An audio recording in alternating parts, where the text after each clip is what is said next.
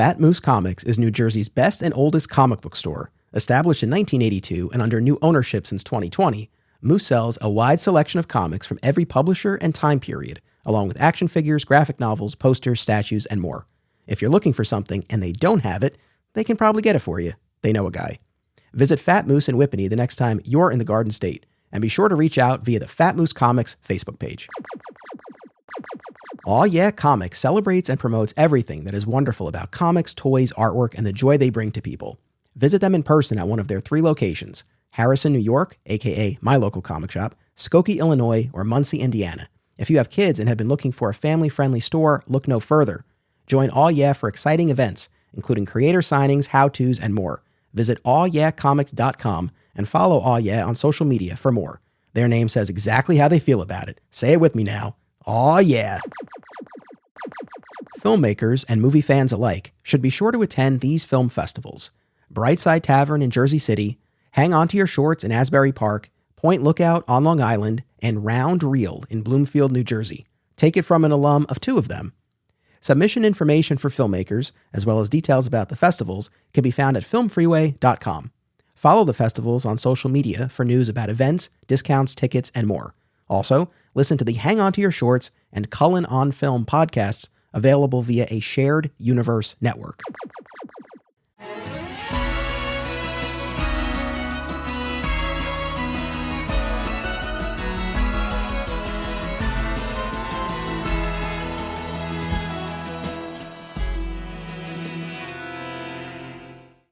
Welcome to Digging for Kryptonite, a Superman fan journey. I'm your host, Anthony Desiato. Joining me to discuss 1983's Superman 3, directed by Richard Lester and starring Richard Pryor. Oh, and Christopher Reeve is also in it too, is the host of Always Hold On to Smallville, our pal, Zach Moore. Welcome back. Hello there. Happy to be here. Honored to talk about a Christopher Reeve Superman film with you, Anthony. Yes, I got to tell you, this is the most fun I ever had watching or rewatching the movie, because I knew we were going to have this conversation. So I'm really excited to do this. I think it will be a ton of fun. I think so too. Yeah, I don't. Yeah, I think that maybe sums it up. Let's do a real quick word association. If I say, "You still here, Kent?" what comes to mind? I seem to be Brad. Absolutely perfect moment there. Let's do one more. Hi, honey. Oh, I don't know you, lady. I don't know you, lady. I was really thinking about this and reflecting, and tell me what you think. And audience, you tell me what you think. I don't believe there's a more stone cold moment in the entire, not just this film series, but the entire Superman mythology than Superman responding to Lorelei, who he clearly spent the night with when he was under the influence of the synthetic kryptonite, with, "I don't know you, lady." Now, he softens it a bit with his next line, and he explains, well, that wasn't me, but it also kind of was you. I don't know if that's going to hold up in a court of law there, Clark. "I don't know you, lady." Ice cold, man. I don't think this gets talked about enough. No, it sticks out for sure, especially the kind Christopher Reeve Superman who we've come to know and love, just dishing out lines like that. I mean, that scene in particular, I mean, we're going to get into it, right? That scene in particular, he comes in, he's like, "You 4 people just care about yourselves, and I'm going to get you," and all that stuff. And what a just out of as out of character as he was as evil Superman, that's also as equally out of character for him to just tell off this woman and try to get out of any responsibility. He doesn't have amnesia. It's just, he was just being a bad dude and hooked up with this woman, and just to call her, I think you're home on it, him just calling her lady is so dismissive, right? Yes, I agree. It's the 1-2 punch, but it's especially the lady. And you and I, we've spent a lot of time in the world of Smallville, and in particular the episode Transference, where Lionel and Clark switch bodies. Now, there's an instance where were Clark to say, "It wasn't me, I don't know you," right. That would make a little bit more sense, but this was still Superman. An amazing, yeah, he did not have amnesia in this instance. No, he did not. No, an amazing moment. So I wanted to lead off with that. I don't think we're breaking any new ground if we say that among the Superman fandom and even just the wider general audience, Superman 3 is considered one of the lesser Superman movies. I think that's generally accepted. But in rewatching this and really rewatching it closely and rewatching it as part of the entire series, I guess my ultimate takeaway and my thesis, and I think this is something that resonates with you and I want to get your thoughts, there is truly a good movie in there. And it's the movie that's going on between Christopher Reeve and Annette O'Toole as Lana Lang. There's a great movie going on between the two of them. Unfortunately, it gets overshadowed by these aggressively generic villains and their exceedingly lame plot. But there is a good movie. Do you share that sentiment? I do. I feel like it's a tale of two, maybe three movies. What's going on here? I mean, there's a lot of gold in here, right? The Smallville stuff is great. Maybe we're biased because of Smallville, but Annette O'Toole is fantastic as Lana Lang. The theme of like going back home and all that. Christopher Reeve himself this is potentially his best turn as the character. All the facets he plays is normal Superman, evil Superman, bumbling Metropolis Clark Kent, but still like more confident than usual. And then there's another gear too when he's with Lana and he's kind of just being more himself than he ever has been as Clark Kent. And you know, a lot of James Bond fans, that movie franchise, they say it takes like the third movie for like the James Bond to really settle in and define the character, like Goldfinger with Sean Connery, for example. That's the third one for those who don't know the James Bond series. This is Christopher Reeve's third Superman film.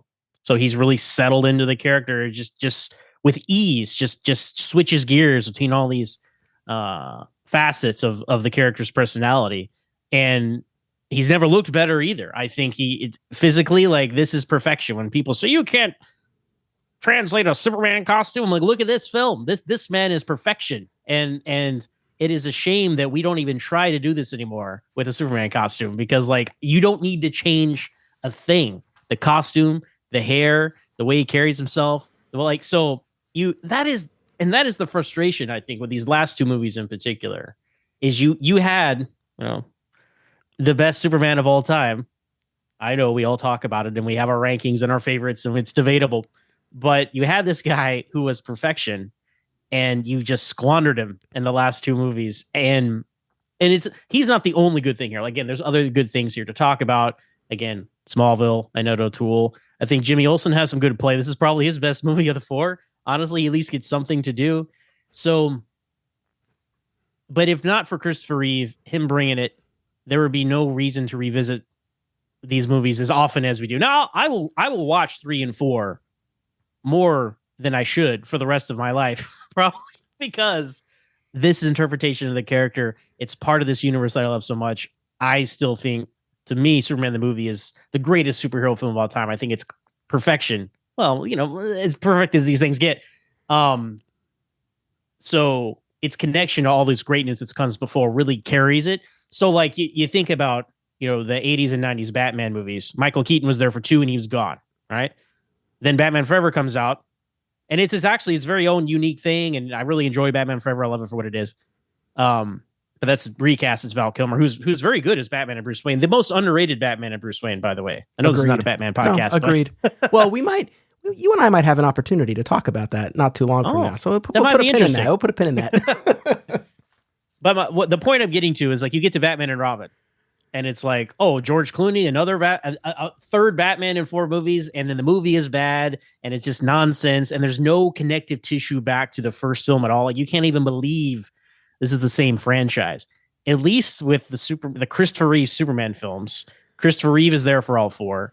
It has the same supporting cast is there. Everything is, budgets and whatnot change, and characters might come and go, but when they leave, they do come back. So it does still feel like the same movie series. And that is what will carry on. The legacy of Superman, the movie, is carried on through 3 and 4, more so than, say, Tim Burton's Batman is in Batman Forever, and especially Batman and Robin, which is Batman and Robin is a film I will I might watch that a couple more times in my life, and that's it. These movies I'll revisit actually more than most, maybe even more modern Superman movies, honestly, modern superhero movies, comic movies, I should say, because I mean, if you want to, like the MCU is a fantastic achievement, right? And there's a handful of films in there that I'll watch over and over again. But that's like, we're at 25, 30 movies and counting. And like, you just pick one out and watch it. If you just want to put some Superman action on in the background and just some comfort food, like 1, 2, 3, and 4, like, sure, anytime. Even though I will say, I 3 and 4 are not great films. I'm not going to sit here and tell you that, Superman 3 is actually an underrated masterpiece, because I think you fall in this trap where you live in these fandoms and you find yourself defending these worst movies to people who like just write them off wholesale. And you're like, oh, well, actually, Krista Reeve's really great in this. And did you know that Annette O'Toole played Lana Lang and she went on to play Martha Kent? And so you find yourself defending it, and then you kind of get lost and like you lose all perspective. I'm like, no, this is not a 5-star film. I enjoy it for various reasons. It's not great. There's a reason that the film's fizzled out with 3 and 4. But all that to say, it's frustrated. It's complicated. I'm glad it exists, but I see a lot of missed opportunity. Well said. I echo all that. And I think you bring up a really important point here. And we see this in the fandom a lot online, where no matter what it is, there will be ardent defenders and just as fervent detractors. And with something like this, I think this is really crucial that I would argue, and the reason we're doing this episode, there is something valuable about this movie. It does have redeeming qualities. There's a lot to talk about. There's a lot that we can love about this movie. At the same time, to your point, no, I would not make a defense that, no, this is this underrated masterpiece. You guys don't get it. And I know there are those out there who might feel this really is a gem. I would imagine maybe it was the first movie they saw in theaters or the first Superman movie they saw in theaters. There's some sort of personal connection that's really, really kind of elevating it. We all have those things. I'll defend Conduit forever, and I do believe that there really is a lot of value to that character. But at the same time, I can also take a step back and realize, all right, I was a kid and it just hit at the right time, and the design was really cool and it spoke to me. So I think this movie can speak to people in a really profound way, but looking at it as objectively and critically as possible. Yeah, I genuinely don't think there's an argument to be made that this is this discarded classic out there. And this is probably the one that I'm least familiar with, if that's the right word, because growing up, my parents had taped 1 and 2 off TV, and I watched it over and over and over, and those are the 2 Superman movies. And I remember seeing Superman 3 at some point when I was a kid on TV, and as apparently all kids were, scared by the cyborg lady. And so I remember like hiding behind the couch or something because it was a creepy scene. And I just, whatever reason, we didn't have it. I didn't revisit it. And I remember we got Superman 4 from like Blockbuster Video once when I was still younger, but when I watched it, I'm like, oh, wow, okay. And then when the DVDs came out, like the first DVDs, I'm talking when Warner Brothers had the cardboard cases with the snap on the front. That's when I kind of started to rewatch these and familiarize myself with them. And and I think that is why maybe I'll rewatch 3 and 4 more so now than, again, I keep saying more than I should. Should is subjective. You guys know what I'm saying when I say that, because I'm least familiar with it. So it's like it still has this, because I know the first 2 films in and out so well. And you don't want to like law of diminishing returns. You want to ruin that magic. And also, I don't know. There's just something about like, there's more of an unknown quality to these because I haven't committed them to memory, and certain things I actually like, that was pretty clever. I forgot they did that. And there's nothing left of that reaction for me in the first 2 because they're so imprinted on my soul and my mind. 3 and 4, not so much. So it is fun to revisit these. And I too, whenever I revisit it, I'm like, how am I going to feel about it? Is it underrated? Is it just this? Are we overlooking it because it just wasn't the first 2? And no, the movie makes it very clear from the beginning opening sequence that this is nonsense. And I don't understand the creative decisions behind the film. That's the thing. This was the first movie directed solely by Richard Lester, as we talked about last week, and as Superman fans know very well. Superman 2 ended up being this blend of footage shot by Richard Donner and Richard Lester, so you sort of had this combination of tones, and I think there was enough balance there where the movie overall still worked for a lot of people. But then you get to this film, and this is solely the vision of Richard Lester, and on the screenplay side, it is just written by David and Leslie Newman. No Tom Mankiewicz to be found, and gives you newfound appreciation for everything that he brought here as well. So this was Lester unleashed his opportunity to lean into the campier sensibilities, the shtick, the quote unquote social reality that he's talked about in interviews that was very important to him. He did not really identify with Donner's more mythic take on the character, and opted for what he called this social reality, opening in an unemployment office, for example, which is hard for me to reconcile because the movie in a number of respects, including that extended opening sequence, is just so silly and so campy that it takes me out of it personally and feels so divorced from the previous two films. But this was our shift behind the scenes, and this is the movie that we ended up with. And just an exceedingly, I don't even know what the right word. I want to say grounded small maybe is the best word for this. When you think about the scope and the scale of all of the other Superman movies that we've seen, even what we're going to talk about next week, Superman 4. Yes, that was incredibly hindered by the production and the budget slashing and all of that, but still, its idea was grander. And even going back to Superman and the Mole Men, given the time period, they were really swinging for the fences. But this was a very small Superman movie.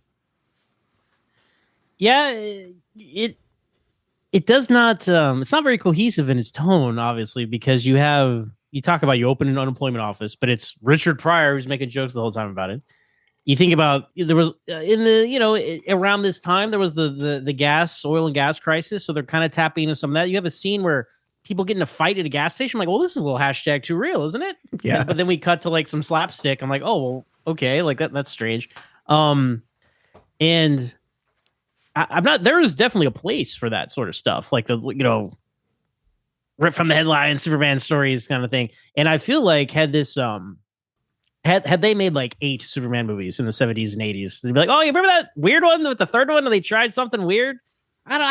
You would appreciate it more for like being weird and out of place. But because like, let's be real, there is a steep decline, a steady line and decline of these 4 films. And I've gone back and forth over the years saying, well, is 3 or 4 better?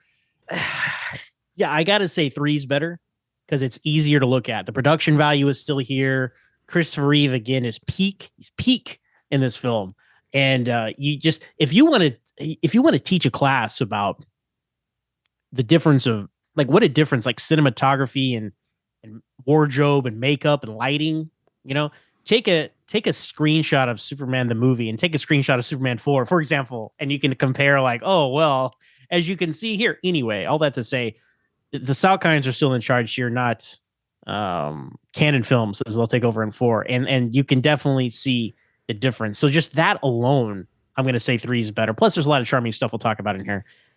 Even though the aspirations of 3 are not as big as 4, it's like, well, if you can't deliver on those aspirations, maybe you shouldn't try to get them. And I think that's 4's biggest problem. And that's why it's always a conversation. 3 and 4 are like, yeah, it's a tough back and forth. It's not as clear cut as you might think. But I still hold that there's a steady decline in all 4 films. That is a compelling argument. I think where I've been sitting over these past few years is I have held up 4 over 3 because of its intention. It was aspiring for something greater. It just couldn't bring it to life. But yes, there is an argument to be made that if you can't bring it to life, maybe just do something different. So I'll give my final verdict next week when we talk about Superman 4. To your other point about not being as quote unquote familiar with Superman 3. Yes, I like yourself. I guess I haven't studied it to the extent that I have maybe some of the others. And the last time that we talked about Superman 3 and Superman 4, it was in the context of that Superman Redeemed fan cut that combined the best of both of those movies. And I still think that's a fascinating editing exercise. And given the components it had to work with, actually puts together a pretty solid, cohesive narrative that does take the best of both of these movies. But while we're talking about which is the best and this and that, we have a question from one of our patrons, Perry Constantine, who hosts the Superhero Cinephiles podcast. He says, this is the film I haven't revisited in years, but based on my recollection, I think this is actually the worst of the Reeve series. But here's a specific question, and this is one of the things I wanted to get into with you. Was there any salvaging this, such as using Brainiac and Lex as opposed to Ross Webster and Gus Gorman's supercomputer?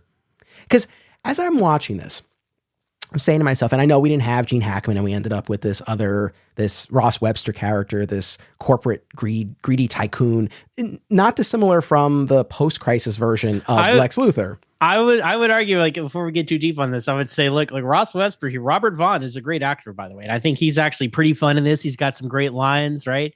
They asked you to kill Superman and you couldn't even do that one simple fake. Like that's cute stuff. You can see they clearly took the formula they had for Gene Hackman, this Tessmacher, and Otis, and just apply them over to, okay, we need like a head bad guy and like a hench like woman sexy sidekick, and then like, I don't know, not like a doofus kind of guy like Otis, maybe like his sister, I don't know, somebody. And that's the formula, right? So I can see them. You could, if Gene Hackman had wanted to come back, they could have just crossed out Ross Webster and wrote Lex Luthor. And that's what's so interesting. This is pre-crisis Lex Luthor, before Lex Luthor exists, isn't it, Anthony? 100%. And yeah, Vera, that's a good point, because the sister is Otis-like in a certain respect. She's not this doof the way Otis, right, the way Otis is, but the way Otis is. But at the same time, she is this put upon sister who's often the butt of the joke, like when Gus mistakes her for Ross's mother. Yeah. I'm his baby sister. But yeah, as I was watching this, I was saying to myself, yeah, if that supercomputer at the end had been Brainiac, if Ross Webster had been Lex, or Morgan Edge. Morgan Edge, like, exactly. Right? Why not just take somebody from the comics? It's such an 80s thing. I know. Just make stuff up for no reason. If Gus Gorman had been Winslow Schott, Toyman, could have done something like that. Because of the yo-yos. Right? Now, because of the yo-yo. So I'm watching this, and this is the thought that I have, and I'm of two minds. And you give me where you land on this, because on the one hand, I say to myself, all right, if they had been, but let's assume that the movie otherwise is the same. We're really just changing the names of these characters. On the one hand, you're at least tying it to the source material. There's some built-in familiarity that we can kind of transpose onto these characters. If nothing else, for all of these years, we would be talking about this movie in the context of, the time they adapted Brainiac, the time they adapted Toyman. On the other hand, in this hypothetical scenario, I could see myself sitting here on this podcast being like, why they even call them Toyman and Brainiac? Yep. Like, they're not even anything like them. They should have just given them different names. Yep. So how do you feel about this? I've encountered this. I've thought this myself for a lot of things too, like another interpretation of Superman, right? Like on Lois and Clark, for example, they have the churches are in charge of Intergang. It's like, why aren't you Morgan Edge? Like, I don't understand. Like, why are you not that? I think another kind of example would be like on the 1990 Flash show. They have a clone of the Flash, and he's blue, and they call him Pollux. I'm like, they could have just called him Reverse Flash, but they didn't. And so for example, right? So I think I've come to find, like, you know what? I think now I like it when you just go your own way with certain things, because clearly you could slap the name Brainiac onto this, but is it Brainiac? Of course not. So you would be annoyed that it's not. And like, they have synthetic kryptonite in here.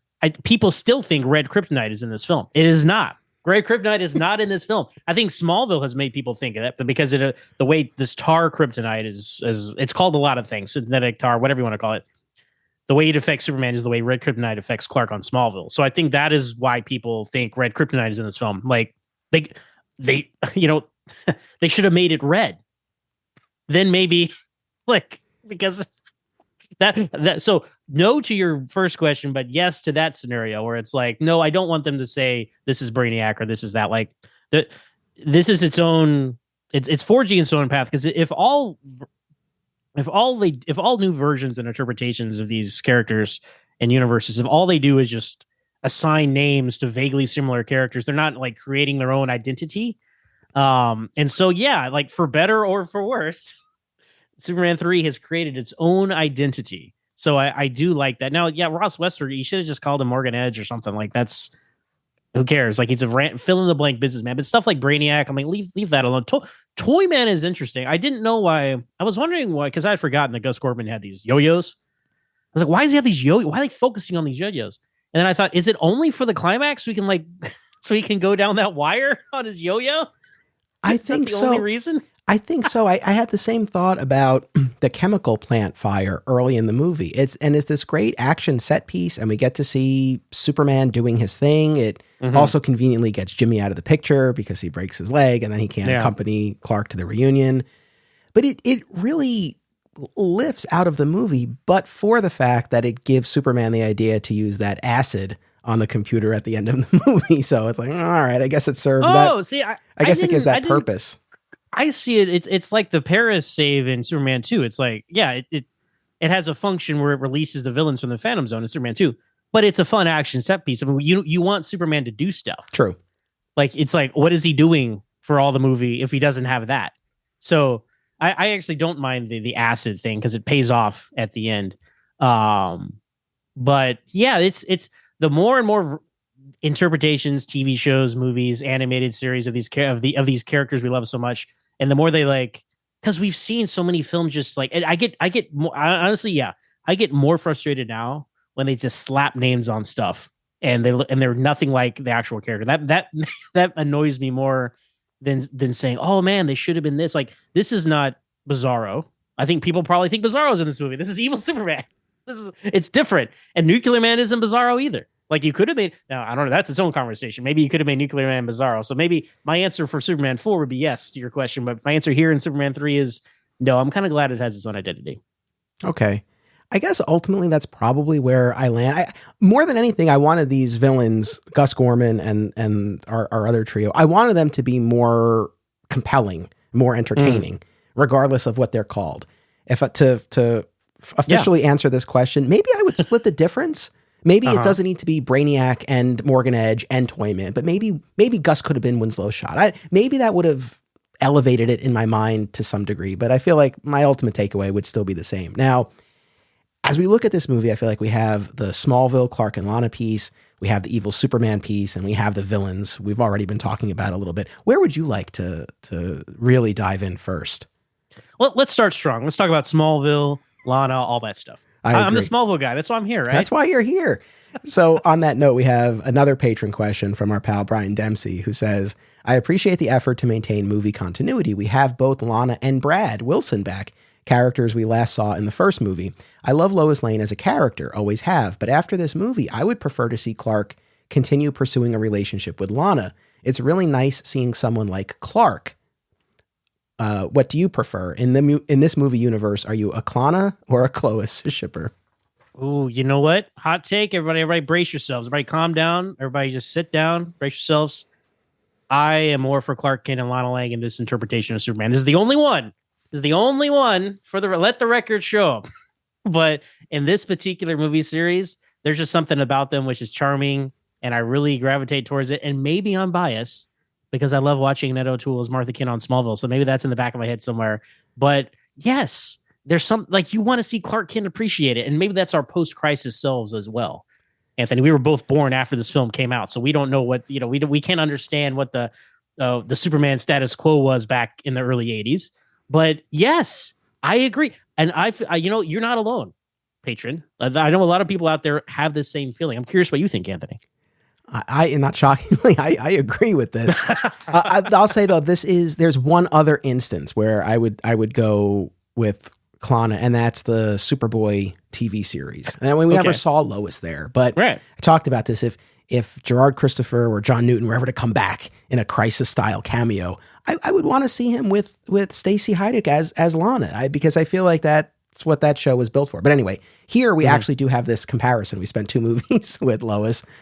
Here, of course, Margot Kidder appears in these bookend scenes. She's there at the beginning and at the end. Behind the scenes, she was really put off by the way the Salkinds had treated Richard Donner, didn't want to come back. They got her to come back for this pair of scenes to maintain some sense of continuity. Yes. Which I am very glad they did, because if she just wasn't in it at all, that would be like, whoa, hold up, where did Lois Lane go? So I'm glad, even though it does, like, once you know why she's in it, like, it's so limited, it is kind of, it's a downer, but I'm glad that she is here to kind of, again, maintain that continuity of supporting cast, right? Yes. So, like yourself, good Lord, do I love Annette O'Toole as Lana Lang. even more so because then we spent so many seasons with her as Martha Kent on Smallville. But just in and of itself, the performance in this movie, it's fantastic. And not to be superficial, but she's so gorgeous. Like, she's so gorgeous in this. Gorgeous still on Smallville and gorgeous still today. But especially watching her in this and the chemistry between the two of them, and just seeing someone who, to Brian's point, appreciates Clark. Now, I've talked about this over our past couple of episodes, and especially our Superman 2 discussion. Rewatching these movies, Margot Kidder's Lois, she does display kindness for Clark. She's not dismissive of him in the way that maybe I kind of had remembered in my head. She's more interested in Superman, but there's a lot of kindness towards Clark, but it's still not the level to which we see here with Lana, where this is who she is demonstrating an interest in, and that goes a long way. The bigger issue I have, though, and this, I guess, relates back to what we were saying about how there's this breaking point between the first two movies and then this one and then the final one, where I don't know what your ultimate takeaway is on Superman 2, but mine is not that, oh, he just can't be with Lois. It's that he's not able to accommodate both his responsibilities as Superman and a romance.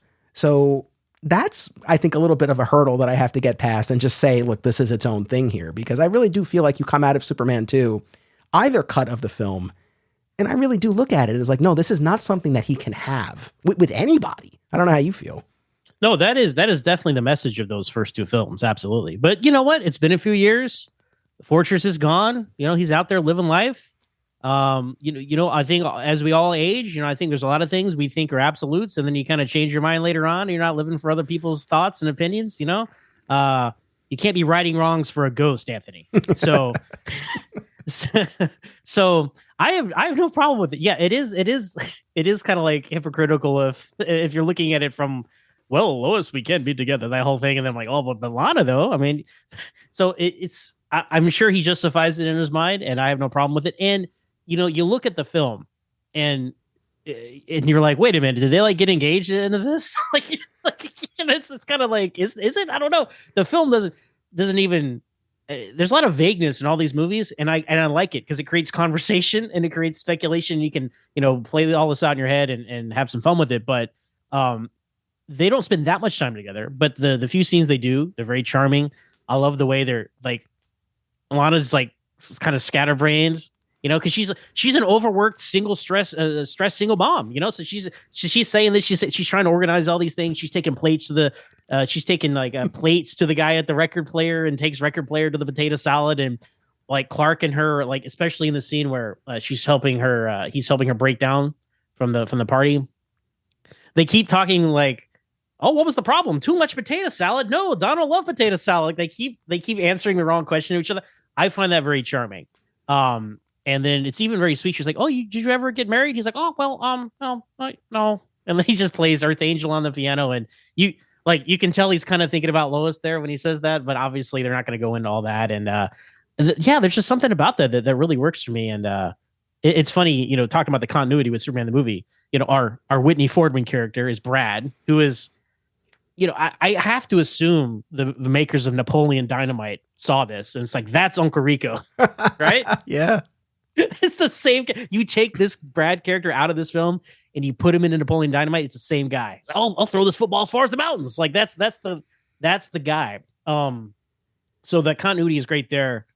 But all the actors are different. So it's funny that we saw Jeff East and whoever played Lana at Superman the movie, we clearly know what they look like in this era.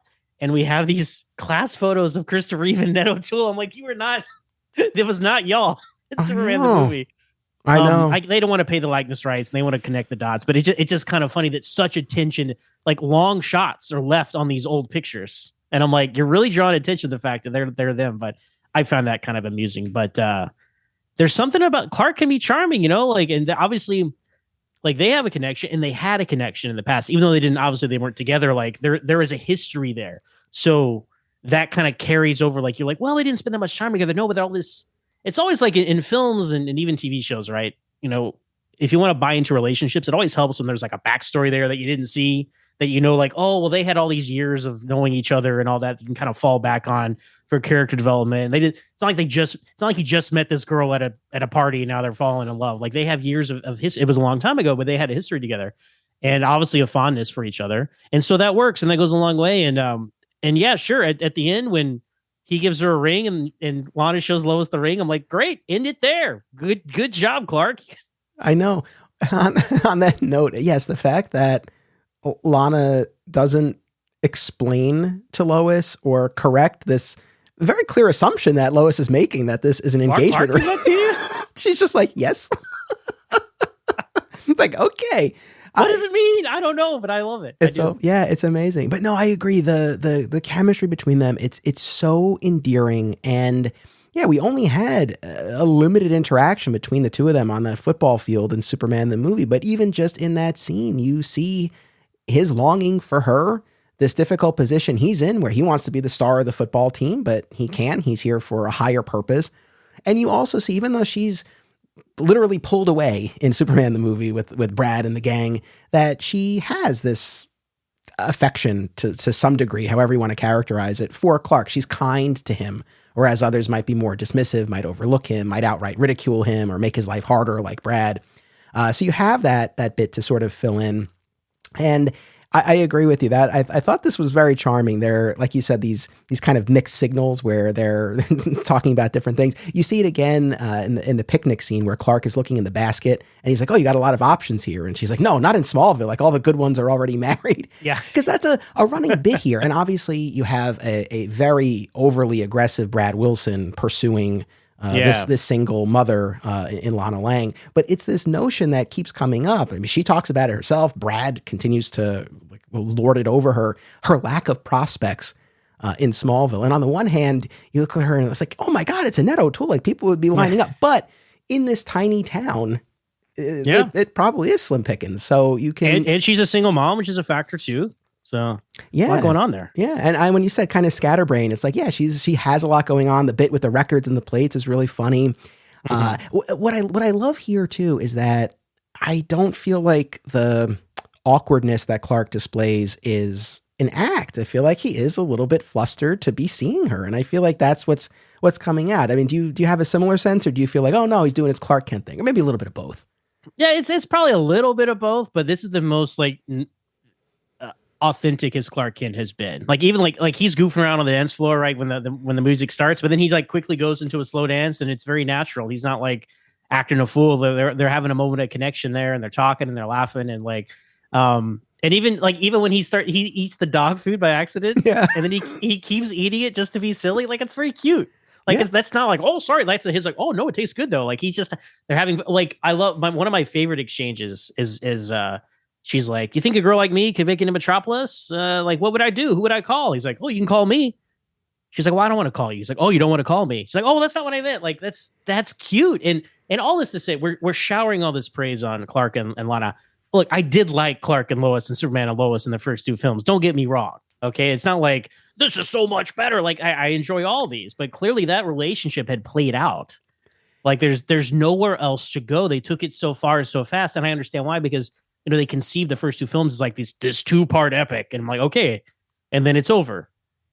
What are you going to do? And then you kind of see what the problems are that in Superman 4. And it's like, let me unerase your mind. I'm going to erase it again. I'm going to have another love interest. And it's like, ooh, I don't know.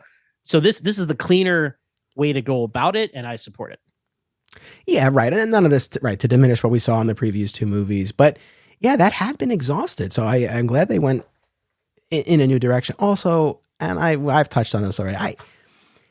I'm not the biggest fan of the Margot Kidder Lois Lane, and while I buy the chemistry and the romance between them to an extent, I don't buy into it maybe as fully as I would want to, and so that's why I'm kind of happy to have this direction here. But yeah, the back and forth is great, and also there's a great. It's just a little moment, but it's on the deleted scenes where in the theatrical cut, when Lana picks up the phone, she calls the Smallville airport. But in the deleted scenes, before she calls the airport, she calls Clark, and he's not at his desk, and it just rings. But I like that. It's hearkening back to their conversation at the picnic. Like when she is contemplating moving to Metropolis, literally the first thing she does is call Clark. I love that. Mm-hmm. Yeah.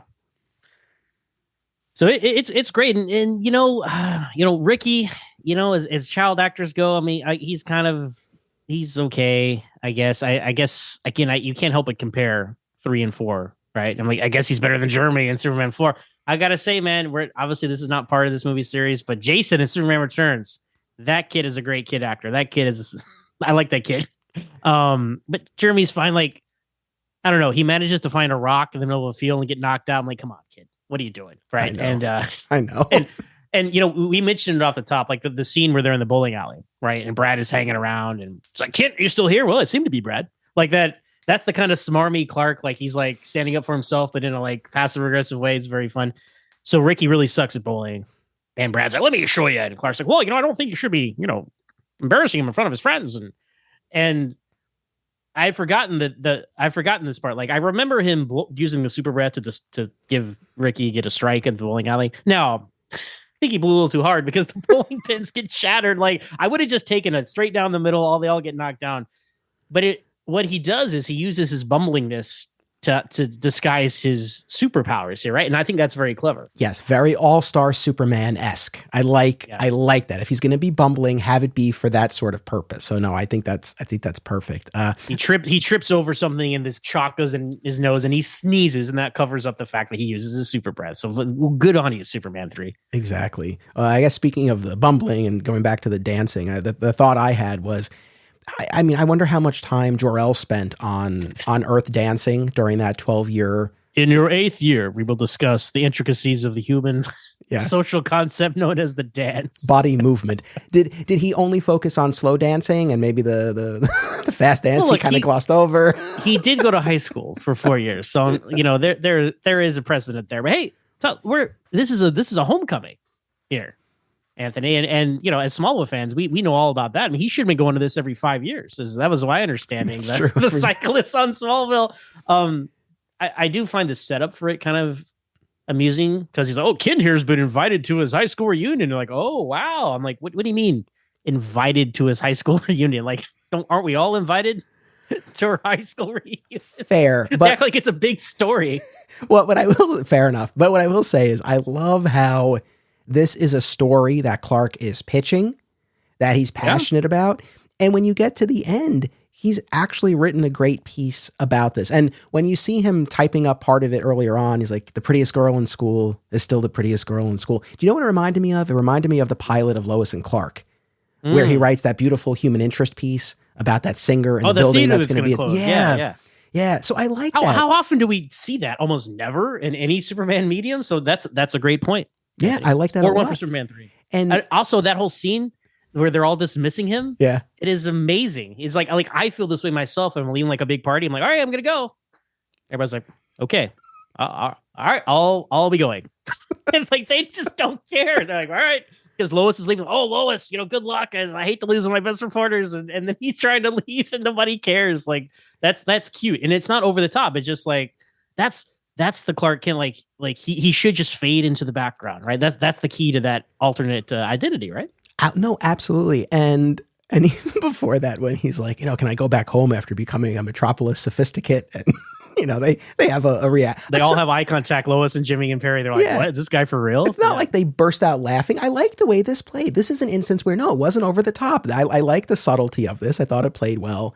Oh, and kind of on this note of just these humorous beats. Oh my God, I love Clark being bored out of his mind with Jimmy on the bus.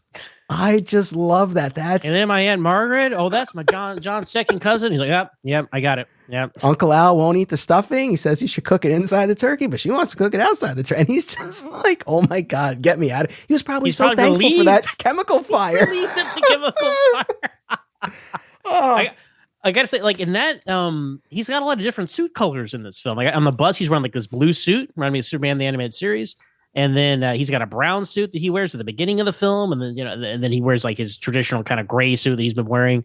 So I like the wardrobe switching up for Clark Kent. There's just a lot of good Clark Kent stuff in this film, and we almost had a buddy adventure between Jimmy and Clark, but then Jimmy had to go break his leg. I know, but we enjoyed it while it lasted. But this business about the reunion, being invited to the reunion and whatnot. Yeah. Lana has that line. I forget exactly what she says, but she's like, "Have you been back since your mom passed?" Right, or something to that effect. Yeah, she's like, "Oh, this is your first time back since your mom passed away," something like that. Yeah, this ties into what I posed when we talked about Superman the movie, because in that film, and once more, we recognize different directors, different visions, but there was, as I talked about, there was just such an air of finality to that parting with Martha, and you never see him in Superman 1 or Superman 2 go back, even though he mentions having half his paycheck sent there. And so to me, it just raises the question of, does he go back, or is it really just something in his past? And I guess this movie gives us an answer, I suppose, where it seems like he does still maintain some connection. Clearly, he'd heard about Lana's divorce, so he's plugged into the Smallville gossip grapevine. He's keeping tabs on that for sure. We've all been there.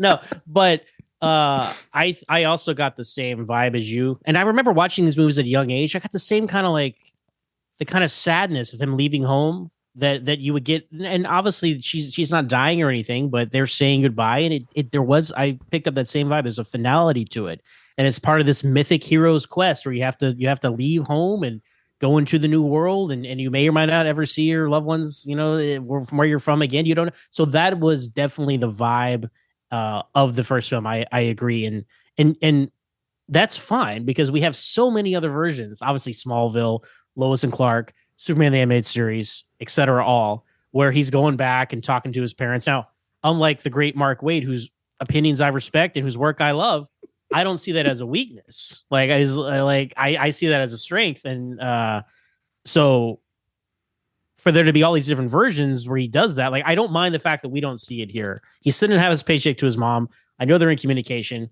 It would have been interesting if, that's a whole, you watch a film like this and you start to rewrite it because it's such a mess in some area. We're showering on this praise here. We're going to get to some nonsense here in a minute. But there's a version of this where he goes home, he stays with his mom. Oh, I heard Lana Lang and her husband broke. Oh, I know you two always had a thing. And then he starts to act weird, and his mom's the first one to notice the kryptonite thing. There's story potential there. And of course, hindsight's 2020, and that one's not the movie they were saying. But if you do have that connection back in Smallville, there's a lot more potential you could have had, because what is the timeline of this film? Because Gus Gorman gets this job and weeks pass and he gets paychecks, and yet Clark is at this reunion for how long? And then he comes back for this key to the city thing. And what day is it? What time is it? I say that all the time on Always on the Smallville. I felt the same way watching some of this because the subplot didn't quite mesh timeline wise with what I consider the A plot, which is Clark and Smallville.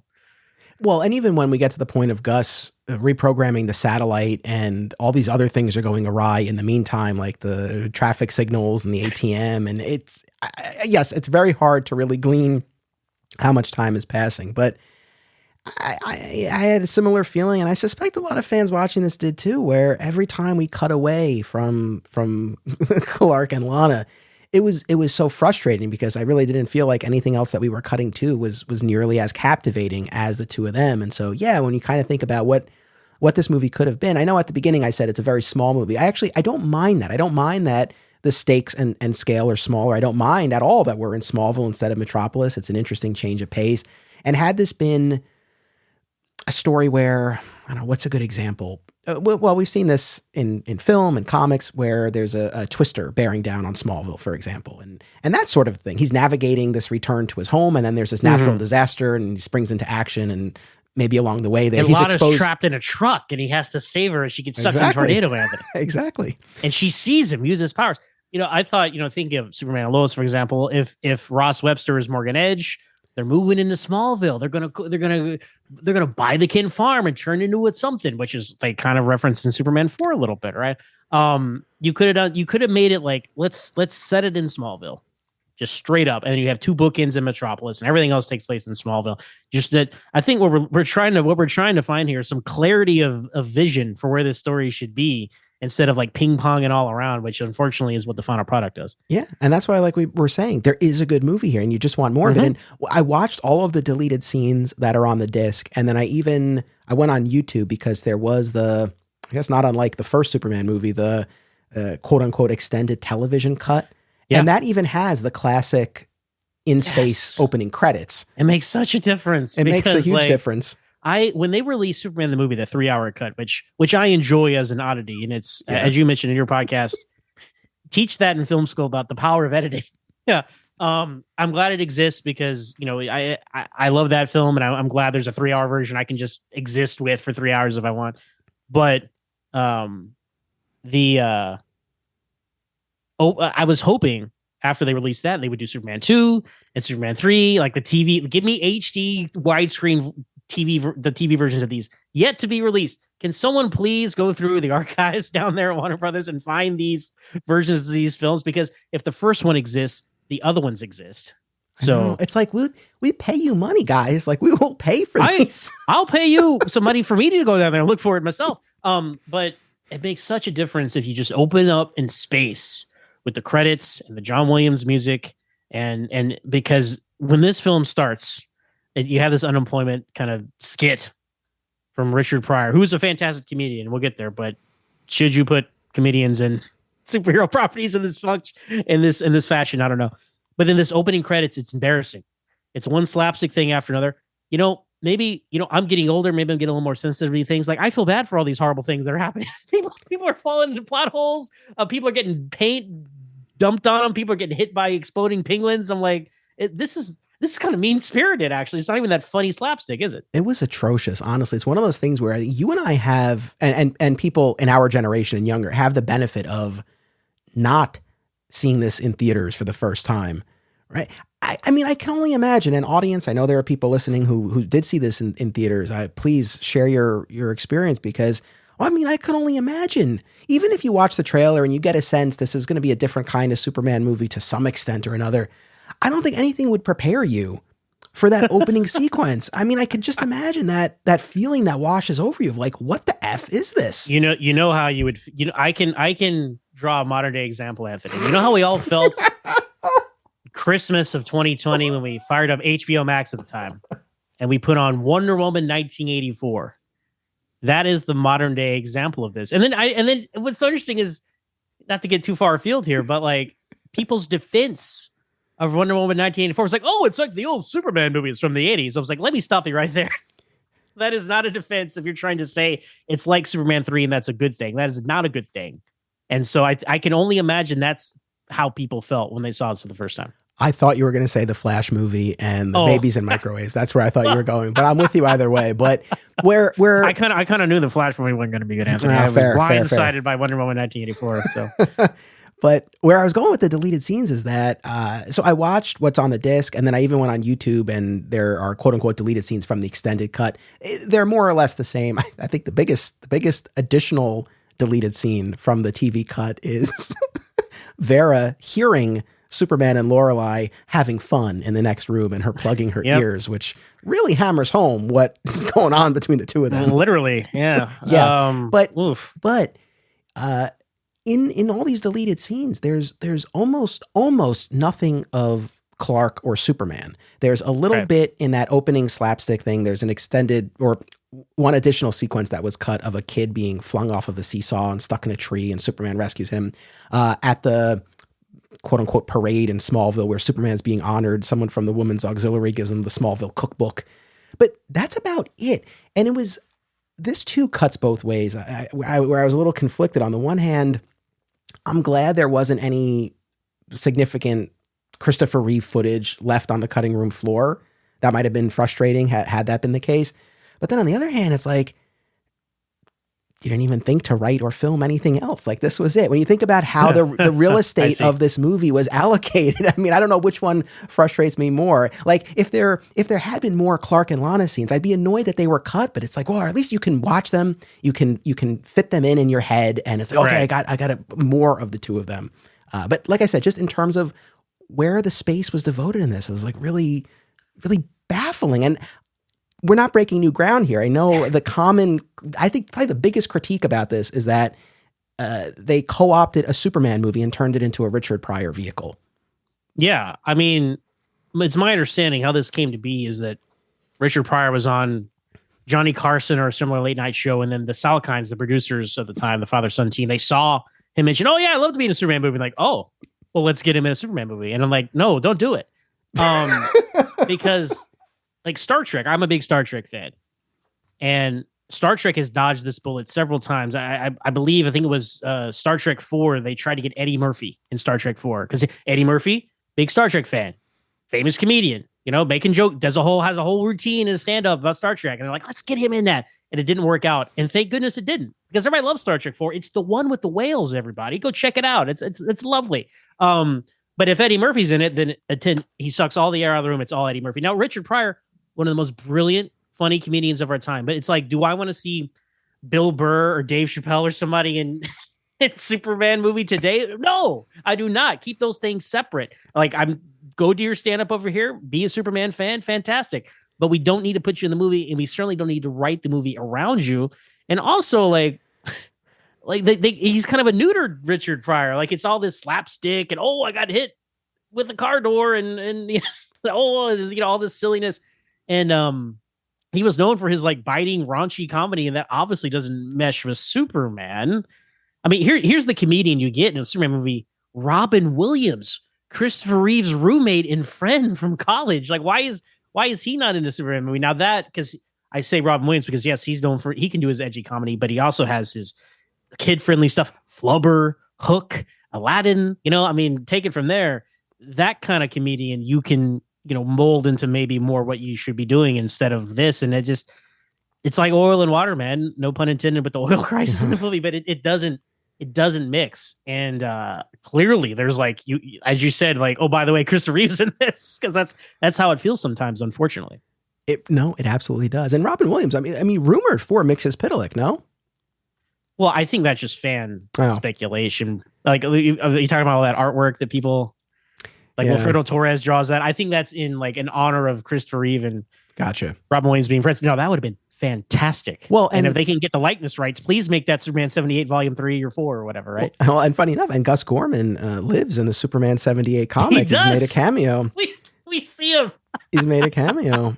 But and we talked about this when we did our Superman Redeemed discussion years ago now, but the original plan, and I just reread the original treatment by Ilya Salkind for Superman 3 when it was going to be about Supergirl and Brainiac, and he was this father figure, and then it turned romantic, and she wasn't related to Superman, and so you ended up with this love triangle among Superman, Supergirl, Brainiac, and they encountered Mxyzptlk, so there was a whole other conception for this movie. And obviously, good or bad, definitely would prefer to see how that turned out. Just out of and they didn't have the budget for that, right? There's no way. Yeah, I'm hard pressed to see how that would bear out. But I just the last couple of things about the Smallville and the Clark and Lana piece, like we're saying, just the way that Lana regards Clark, the interest that she clearly has for him, when she calls Clark to ask if Superman can come, because little Ricky has told all of his friends that he knows Superman. And Clark says, well, I know I can speak for Superman and he'll be there. And she's so grateful, but she's quick to stop herself and say, Superman's great, but Clark, you're wonderful. And then even at the end, when Clark says Superman can't come to dinner, but will you settle for me? And she's over the moon to have Clark. I love that. I love it.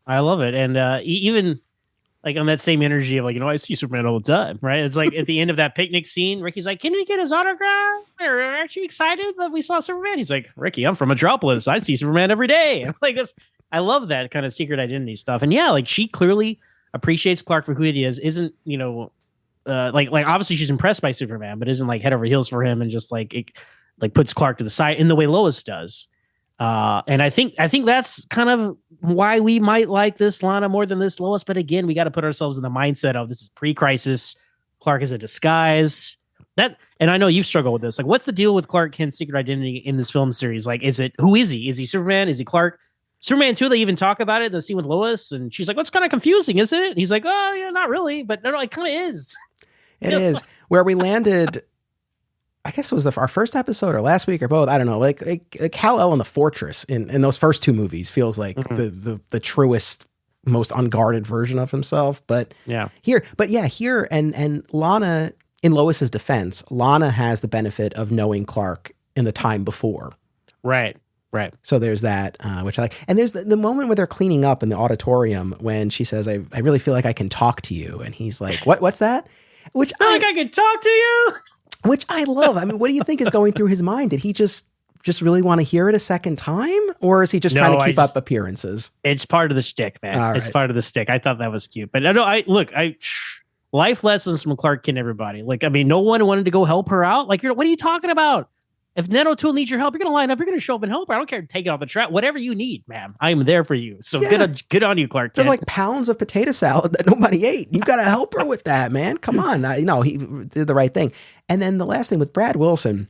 Mm-hmm. So yeah, the precursor to Whitney on Smallville, to Kyle Cushing on Superman. Yeah, and Lois. actually, yeah, Kyle Cushing. Good call. But even Brad Wilson in the comics, and I double checked the year this character debuted, Bashford in the comics was very much like a Flash Thompson-esque character in the Superboy comics, debuted in 1969. So even before Superman, the movie. So I think maybe that was what they were tapping into with this character, but I like that they brought him back. Just to jump back to Lana for a second, because I don't want to, this is a really important point. I feel like the movie was ahead of its time with its depiction of Lana as a single mother, because she was very competent, very capable. She had boned up on auto repair. I wouldn't know what to do. Oil in her car. Yeah, I can't do that. I'll be calling AAA. She's out there just pulling. Oh yeah, I got it. Don't worry. Yeah, and it's obviously, she talks about her lack of prospects, and you have Brad hounding her, but it's not like her reason for being is to find a man. She wants to find a better life or find a place. She needs some movement in her life, but it's not, I need a man. So I really like this depiction, and I feel like this was ahead of its time.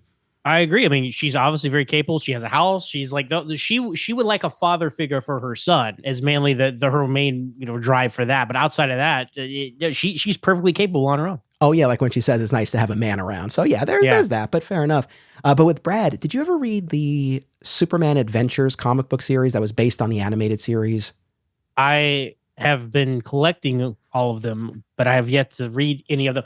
See, I can never own every Superman or Batman comic ever written, right? But what I can do is own every single issue of all the DC Animated Universe comic books. So that is a collector goal of mine. So yes, I am aware of that series. I have probably read a handful of them, but he's in that. He is. It's number 33 by Mark Miller, and I reread it. And we talked about it when I had our pal All Star Super Rob on the show, and we talked about the Mark Miller run.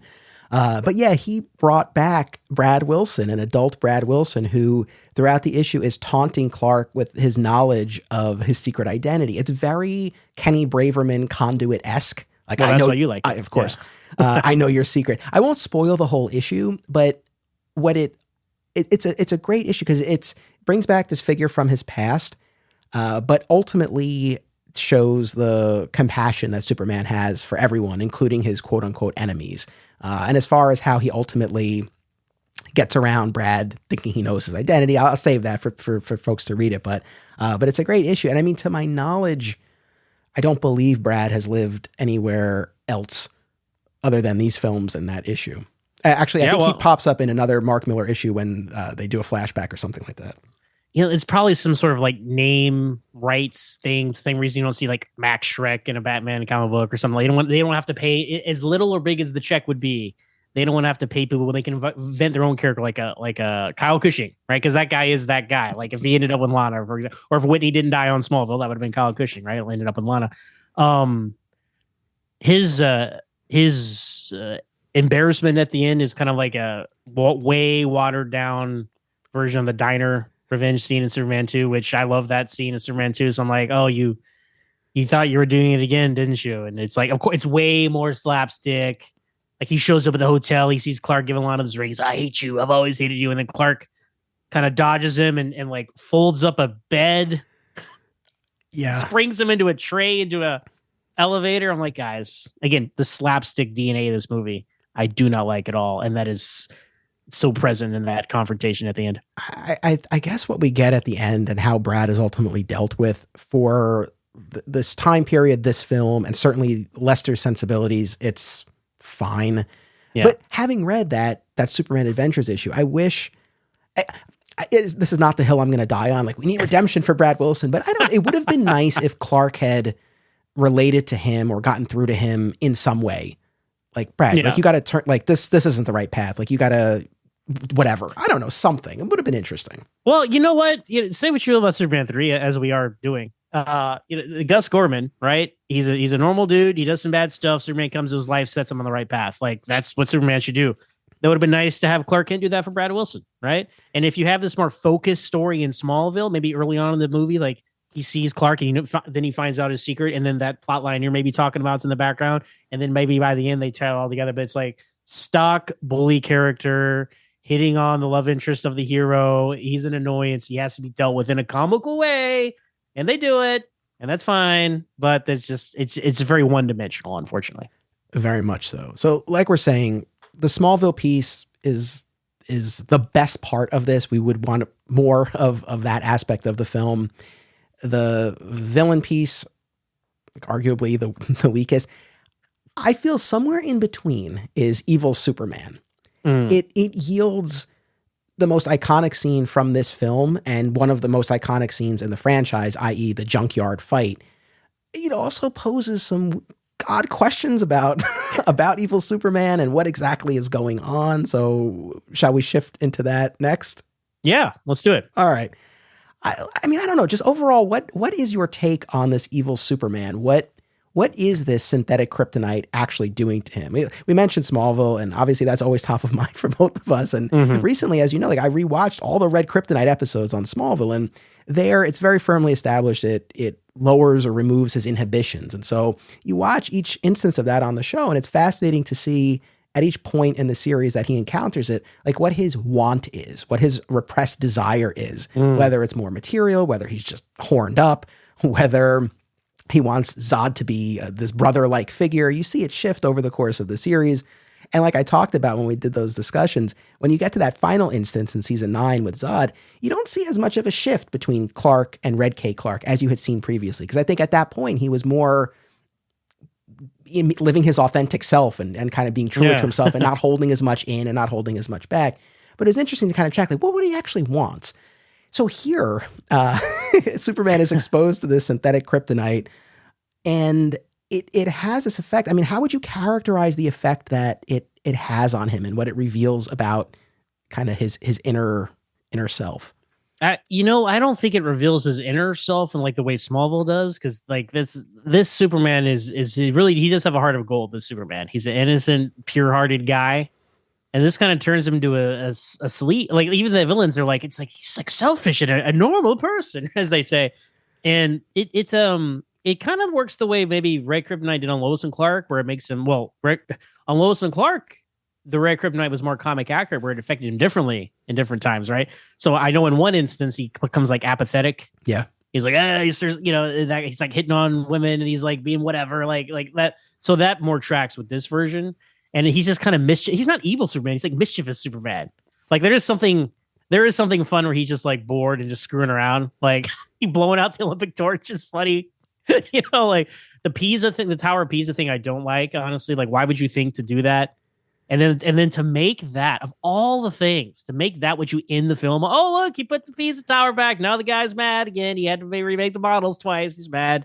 Like, that's not a good note to end. I don't know what note you end this film on. But that's not the note I would end it on. I like how they, again, why they did this, I don't know. But the fact they made a different costume, like it's like maroon, and it's like, it's an impressive extra thing to do, right? It is. And I know maybe for people who look at this as some version of Bizarro, maybe that's partly why. I mean, in addition to the changed behavior, you have this different look. I know I'm overthinking. Is it getting dirtier over time? Because this is what I'm asking.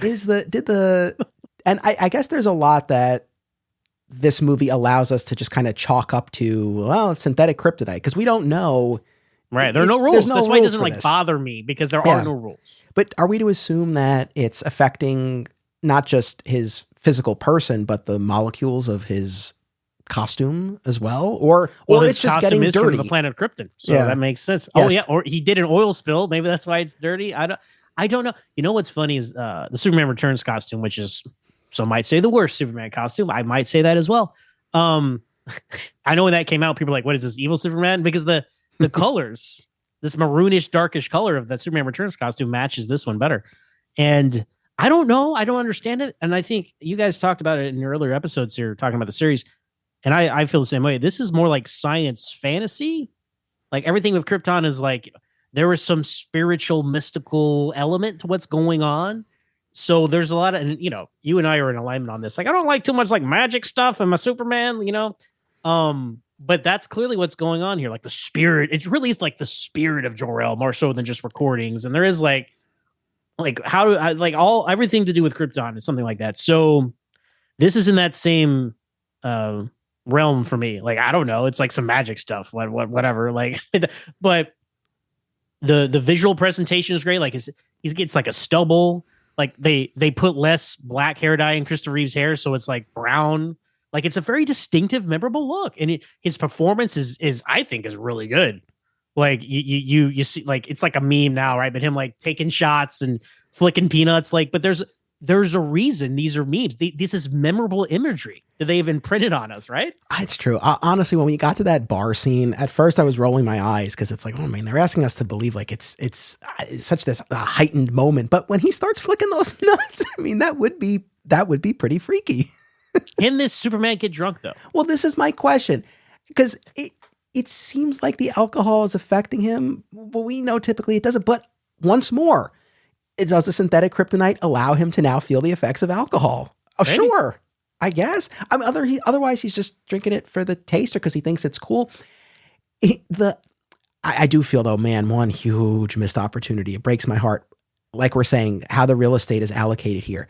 I wish we had gotten a synthetic kryptonite Clark. You never see him as Clark in this. At the office, like snapping at people, yeah. Oh, and on this note, rereading that original treatment for Superman 3 that I was talking about before, in that, it's a similar type of thing where Brainiac uses one of his machines to alter Superman's personality, and you see it affecting Clark as well. And in this treatment, there's this whole bit about how Perry White says something to Clark, and Clark slaps him. Wow, I want to see that. So I just feel like there's a huge missed opportunity. I suppose the argument could be made he's not appearing as Clark during this time. Right. No, he's not when he gets to that point. Now, There is a whole missing out because he goes from, and one of the most chilling, like even rewatching now, I'm like, oh, damn.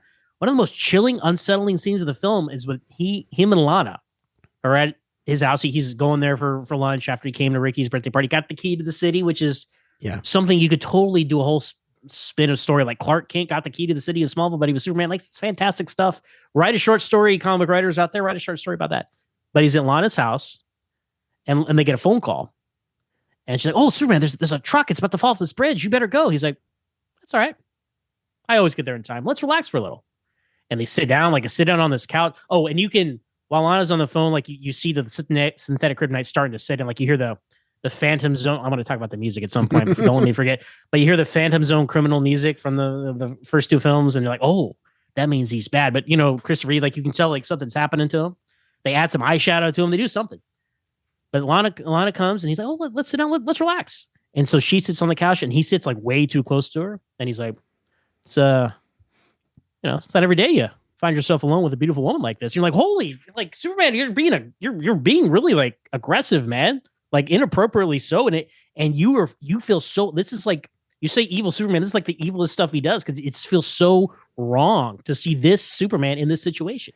No, I agree. It really is pretty chilling, and you feel for Lana in that moment. I mean, it has this very dark vibe about it. I suppose this ties back to our larger critique about the lack of a more cohesive narrative or thematic thread across the entire movie. And I feel like the quote unquote evil Superman is a smaller representation of that, because and maybe I'm being nitpicky, but I do just wish there was a clearer sense of what this was bringing out, because you do get, like we're saying, this very dark moment, dark threatening moment with Lana, where you don't know where he's going, how aggressive he's going to be. But like you said, even before that, just the shirking of his responsibility. Oh, I always get there in time. So it's interesting. So that, okay. Then he has this mischievous prankster-esque run with the Tower of Pisa and the Olympic Flame. Then, I mean, I guess in fairness, there is this progression as he visibly gets darker, but then personality-wise angrier. When he shows up to the Statue of Liberty and Lorelei's there, he's like, I hope you don't expect me to save you. I don't do that anymore. Mhm. And then she has him do her bidding in exchange for spending the night together. And that's when he creates that oil spill in the ocean. And then we see him in the bar drinking and flinging those flinging those nuts. And that's sort of the arc of quote unquote evil Superman before we get to the climax of that in the junkyard. So I don't know, a shirking of responsibility, a misuse of his powers. I mean, I don't like Red K. Clark. There's clearly a sexual appetite that's lustful unleashed. impulses. Yeah. I mean, and even that scene, like he's pretty rough with Lorelai. He like, they kind of just grabs her and they get down to business. Yeah. Well, maybe that's okay. Wait, maybe I can reconcile some of this because I guess I'm looking for sort of, like I said, this clearer through line, but maybe it is more seven deadly sins sort of thing. And so it's manifesting in different ways. Okay. The anger, the again, this mischievous quality, the lust. All right. Maybe that kind of works. Well, but if they had, and this, see, a big flaw of this film is, to me, the emotional climax of the film is the junkyard fight. Yeah. And then there's like an extra half hour after it, like, oh, well, I guess we'll get through the rest of this film now. But like, if you look at it, like he separates between Clark and Superman, right? And you could, if you really wanted to, like, if you really plotted this out and tried to figure out why he's doing the things, like this evil Superman resents Clark, and like he resents something about who he pretends to be, and they have this like, you're chicken, right? Yeah, like he really freaks out at him, and like there's a lot of vitriol towards Clark from this evil Superman, and like what does this mean? Where is it coming from? I don't know. But it's interesting that it's there, and I think it's cool to like talk about and try and figure it out yourself. But yeah, there needed to be. It's a problem when he doesn't have anyone to talk to. There's no one. There's no one there for him to have any sort of insight into what's going on, even like just what's going on from a scientific level or from inside his head. I made that note to myself as I was going through this because there is a surprising lack of dialogue in that junkyard fight. Superman, there are a few lines, but not much. Like when he says, we calls him chicken, it's like, you always wanted to fly, Kent, and you've been getting on my nerves. But that's really about it. I can give as good as I get. Yes. Clark trying to stand up. But I gotta say though, like, again, Reeve, A+ as this evil Superman. Like when he lands and does like primal scream, it's just like the primal scream in Superman the movie at the end when Lois dies. Like that's that same energy. And he looks so jacked. He looks fantastic in the Superman costume, right? Anyway, it's great stuff. So funny you say that because I was heating up a snack while I was watching last night, and it was done, and I went and I paused it right on that moment when he's screaming, and I had the same note. I was like, man, like those biceps, this is great. But no, yeah, he really plays. He really goes for it. That's why I just wanted more because I think we know he can do it. He gets unhinged, yeah, and like really plays him vicious. It's fascinating. Now, this junkyard scene, like we said, iconic, and what triggers this. We talk about contrivances. I mean, it's so convenient that Lana and Ricky happen to show up right in front of this bar where he's having this moment, but that's fine. And Ricky's calling out to him, and he's like, "Superman, you're just." This makes me laugh. You're just in a slump. Just in a slump, Superman. You can be great again. He can be. Well, even Lana's like, "No, Ricky, he's changed. He's still going there." He's like, "Superman, please, Superman." I know, poor Lana. Superman. She's like, "This guy's creepy. Like, we don't, you know." That's right. I didn't even think about that. Oh God. No, but like, you know what? If you have this little kid echoing in your, he can hear me. He has super hearing. If you had this little kid echoing in your head, you would land and yell to the heavens the way he. I know. Listen, the next time I'm having a different trigger. The next time I'm having a bad day, I'm just going to say to myself, "You're just in a slump. You can be great again." Be great again. We've made it far into the episode, and I have this question, and this, you might be like, well, this is such a basic question. How is this even a question? But I don't know. I wonder this. This junkyard fight, he lands, all the workers run away. Does he literally split into black kryptonite style, a la Smallville? Tar kryptonite, black kryptonite, maybe, yeah. Or is this all in his head? I've gone back and forth on this over the years. Previously, I always thought this was just in his head. Now I'm not entirely sure. I welcome your thoughts. Well, let's talk. Let me answer your question properly, and then I have some wacky fan theory explanation I'm going to talk about at the end. Don't let me forget. Okay. All right. Music, fan theory. All right. Make a list. That's right. Yes. All right. Thank you for keeping track. You got it. So, yeah, like you, I'm like, oh, this is like all in his head, right? But it's like, actually, there's so much physical evidence that like these things are happening. And because clearly he wouldn't split into two. I'm like, I don't know. This is a wacky Superman universe. Like this stuff happens in the comics all the time. So you really get, because is there a more comic book movie than that? Like 3 and 4 actually are much more comic book inspired, the kind of crazy stuff that happens, than 1 and 2. And the verisimilitude is out the window. Richard Donner is gone.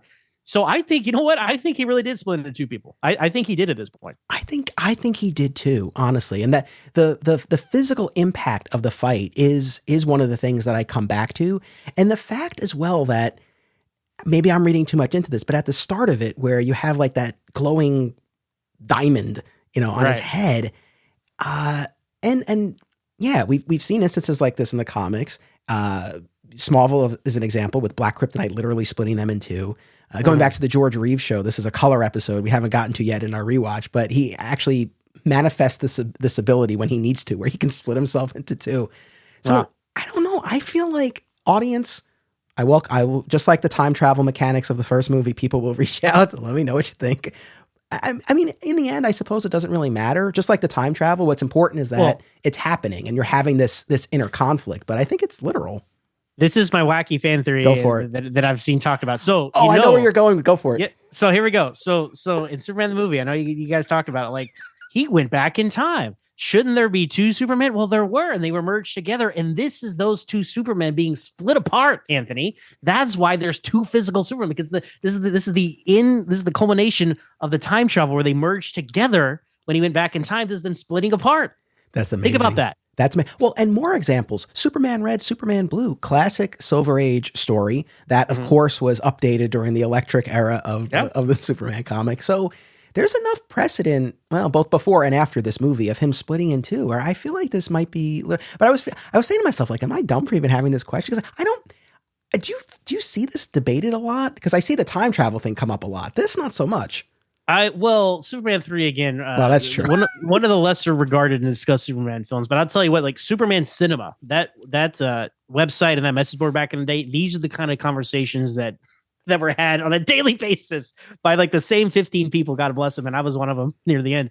But no, again, the ambiguity of it creates this conversation. And I'll tell you right now, in the last 15 minutes, we've put more thought into it than I'm sure the writers did. I know. They were like, I don't know, maybe. That's the extent of the thought put into that, because we're talking about how visceral he is. Like the end of this fight, when Clark bursts out of the trash compactor and then chokes him to death. Children's films in the 80s were something else, y'all. Like, we're talking like Return to Oz level. Like terror we're talking about here. You know what I'm saying? Well, look, I don't mean to always bring it back to this, but for everyone who's like, Clark snaps Zod's neck in Man of Steel, he strangled himself in this movie. Come on. But but then he fades away. So it's like, you don't see the lifeless body slumped over. Yeah, that does a little soften the blow. I will say, you know what? Obviously it's Christopher Reeve, a stunt double. And I think, hot take, everybody calm down. This is the best fight sequence in the whole Christopher Reeve quadrilogy. Oh, that's interesting. I feel like the only other contender that even comes close is the battle with the criminals in Metropolis and Superman 2. Mm-hmm. But no, there is something very effective and very compelling about this junkyard fight, and the fact that it looks as seamless as it does for 1983. It's amazing. And I didn't rewatch it for this, but I have in the past watched the behind the scenes of how they did it. And obviously there are certain instances where it's a split screen and you see both of them, but otherwise they filmed it twice and he did it in both roles, and you cut back and forth, and it plays great. Like, it's like shockingly well done. And the editing is so tight that like there's these quick cuts, you can't even tell they trick you. Like, there's a couple instances, and it's where he's choking. It's when Evil Superman's going to throw Clark and he's holding him, and then when Clark's choking Evil Superman, there's a couple of like, obviously they've optically printed those together, and you can see a little bleed, a little bit. But other than that, seamless. And I also really appreciate the fact that Superman, like, traditionally it's like you forget, like, well, the people making the whatever we're talking about forget all these powers Superman has. He's flying here and there. He's using heat vision here and there. A lot of his powers are on display in this fight. And they didn't need, you could have had just two guys fighting, but they had him get up, fly, move around, heat vision. Like, it's a very creative fight. Like, he bursts out of these tires and stuff. Like, I really liked it. Yeah, it really is effective. This is the highlight. This whole thing is the highlight of the film for me. In addition to obviously the Lana Sure. Smallville stuff we discussed, but Sure. this sequence. Yeah, I think in terms of the spectacle and the action, the chemical plant fire is solid, but this is a whole other level and culminates in arguably the best shirt rip of the series. Yeah, I would say the Superman 2, the theatrical Superman 2, when he's in the alleyway, when he's going to Paris, that's probably the most iconic, like as far as like in the film, because he's running through the alleyway. But this is the most like posterized version. Like if you look up Christopher Reeve Superman, this is one of those top 5 images of him just ripping open his shirt in front of that trash compactor. So it's very iconic. Yeah, I guess not to focus on the negative. I just would have liked some more back and forth of more of this animosity towards Clark. I always have to pretend to be this doofus, right, to protect this identity. And then maybe from Clark's perspective, well, I can't have a life. I can't be with Lois. I can't be with Lana because of you, because I always have to save people. Something like that. But like we're saying here, and I talked about this a lot in the first movie discussion, there is a lot of space that these movies provide, intentionally or otherwise, but it allows some room for interpretation. So it's we were reading so much, we were projecting so much onto this, but it's constructed in the way where we can't. Because I like that dialogue you're saying. Like if they really want to hash it out, but because there's what's the story recently where they get split into two and they kind of have that you make me weak, I make you strong. That exchange is in one of these. I think one of Tom King Superman stories recently, something like that. Oh yes, I was like, what the hell is he talking about? But yes, you're right. Up in the sky. Yeah, it's great. Yes. Yeah, it's great. So it's that same energy, right? But you got to be real careful with that kind of dialogue, or it's gonna come off real hokey. So like I could see them trying that and not working, and I'm kind of glad it's just, hey, read into this what you want, because also like Evil Superman's getting weaker throughout the fight. And like he crushes Clark's glasses, and he's like, "Oh, thank God!" Like, but so I don't know I have no idea what it's saying. I don't understand. But I just know I really enjoy it. Yeah. Now we posited that maybe the synthetic kryptonite allowed him to feel the effects of alcohol. Not to belabor this point, but Superman 2 makes such a big deal about this. Does this also allow him to engage in physical relations, or is this just he's gotten past this? Just like as Clark, he's open to the idea of romance. Now he's figured, not unlike Clark in the later seasons of Smallville, he figured it out. That's the thing, right? I mean, I guess it depends on what if you're going with the theatrical or the director's cut of Superman. Let's go with if we go with the Donner cut, he can. It's just this idea of, he can't serve both. But let's go with the theatrical cut where he has to give them up first before betting Lois. Well, this evil Superman doesn't care about the consequences. And clearly it worked out. But he just didn't care about the consequences. That's the way I'm going to look at it. Yeah. Besides, that wasn't him anyway. Yeah, well, that wasn't me. That wasn't me, lady. But before the effects take over, this is so minor, but for some reason it just jumped out at me when he's in Lana's house and she's like, "Would you like some coffee?" And he's like, "Oh, yes." And she goes, "Decaf, of course." Why decaf? Why can't this guy have caffeine? What? Would it even have any effect? And even if it did, it's okay. That stuck out to me too. I think they were trying to go for the "I never drink when I fly" line from the first film, but that doesn't make any sense to me. I don't understand. Like, how is caffeine gonna mess you up? Or they just, I don't know. It's maybe this decaf, of course. Like, what? I mean, I know that went over my head too. I don't get it. Maybe we're in Saved by the Bell caffeine pill territory. They don't want kids. Well, it's funny too, because when we get to Ross Webster talking about Colombia has 2 major exports. One of them is coffee. So what's the other one? The other one, yeah. They don't even say it. They don't even say it. This film is surprisingly adult, Anthony. Surprisingly adult. I know. Well, there's one of the deleted scenes with Webster when the sister and Lorelai are fighting. And he's like, "Kiss and make up." And one of them, I think Vera's like, "I don't kiss." And then he's like, "Shake hands." And then they shake hands and one of them like scratches the other one. But they dance around some of that business. But Evil Superman, it's such a standout. And when people think of the movie, while I wanted more, it's certainly memorable. And that junkyard scene, I mean, a highlight to the point that, like you said, you you get past that and it's like, oh, all right, what's left?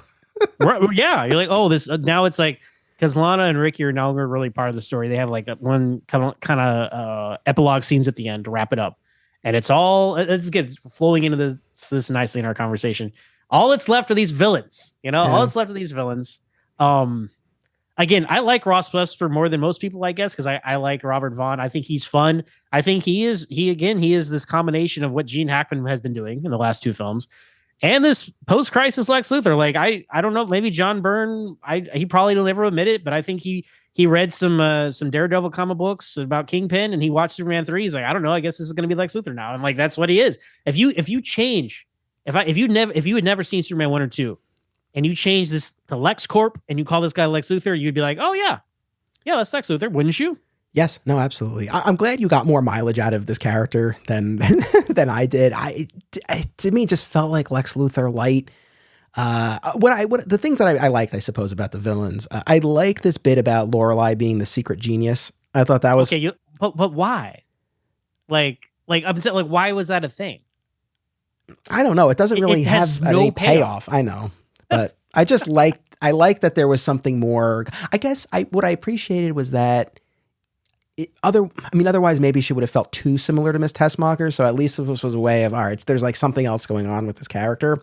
And the bit when Gus mistakes Vera for the mother. But other than that, and we're getting at this before, so we have one of the most talented comedians of all time in Richard Pryor here. You design too much of this movie around him, yet it's not funny. I would be curious if anyone argues otherwise. I do quote every now and then. Shout out to my best friend Lance Suster. We quote out both keys at the same time. We do quote that for no reason. No people should quote this film in that way, but we do. Whenever there's two keys required for anything, it's fun. Look, Richard Pryor is a fun guy. He has some fun delivery, but you can tell. I don't know. I've never read the script of this film, but it seems like it's like, hey, Richard, can you just riff about like prison or something for a couple of minutes? Or right? It just seems like he's going off some wind up for a stand up routine in these riffs that he does. And it's like, what are we watching here? Like, I don't get it.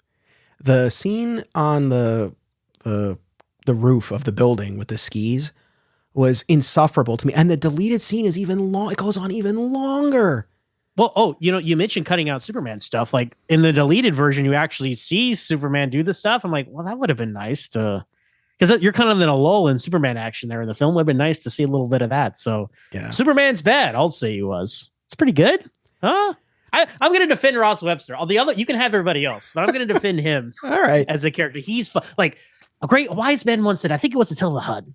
It's not enough that I succeed; everyone else must fail. Like that's great stuff, man.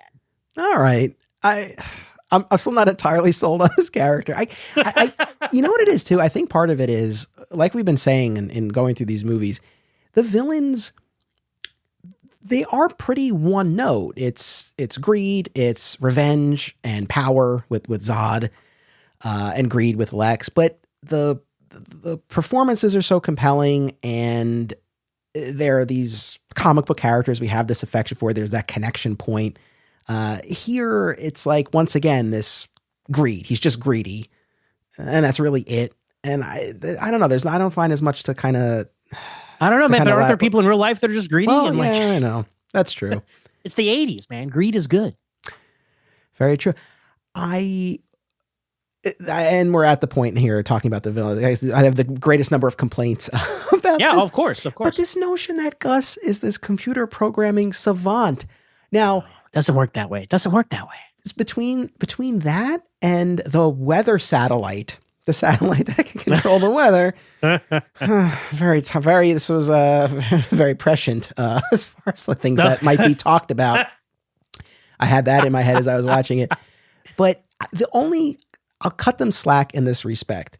It was the 80s and the computer technology was this new unknown thing. It would be like, I guess a good number of people do know more about AI now, but it's not something I'm particularly well versed in. But it's like if you told a story now with some weird AI thing, maybe I would buy into it because it's like, well, I don't really know. So it's like the internet. I think for people our age, it's probably like how the internet was in the 90s. It's like I'm on the net, right? Like I'm like, ooh.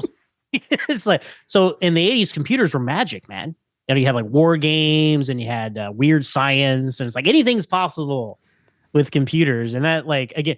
Science fantasy works for Krypton because those are aliens, and I'm like, I will go with that for Krypton stuff. Superman, Kryptonite, crystals, fine, but not like some guy like, well, you can't do that on a computer. Well, I did. I told it to do it, and it did, and that's it. That's your only explanation. And then, you know, there's not even like he's like if he was a secret like if he was Toyman or if there was anything to explain why he could do these things, great. But it's just he can. And that's as far as they go. That's it. By just typing stuff in. But couldn't anyone do that?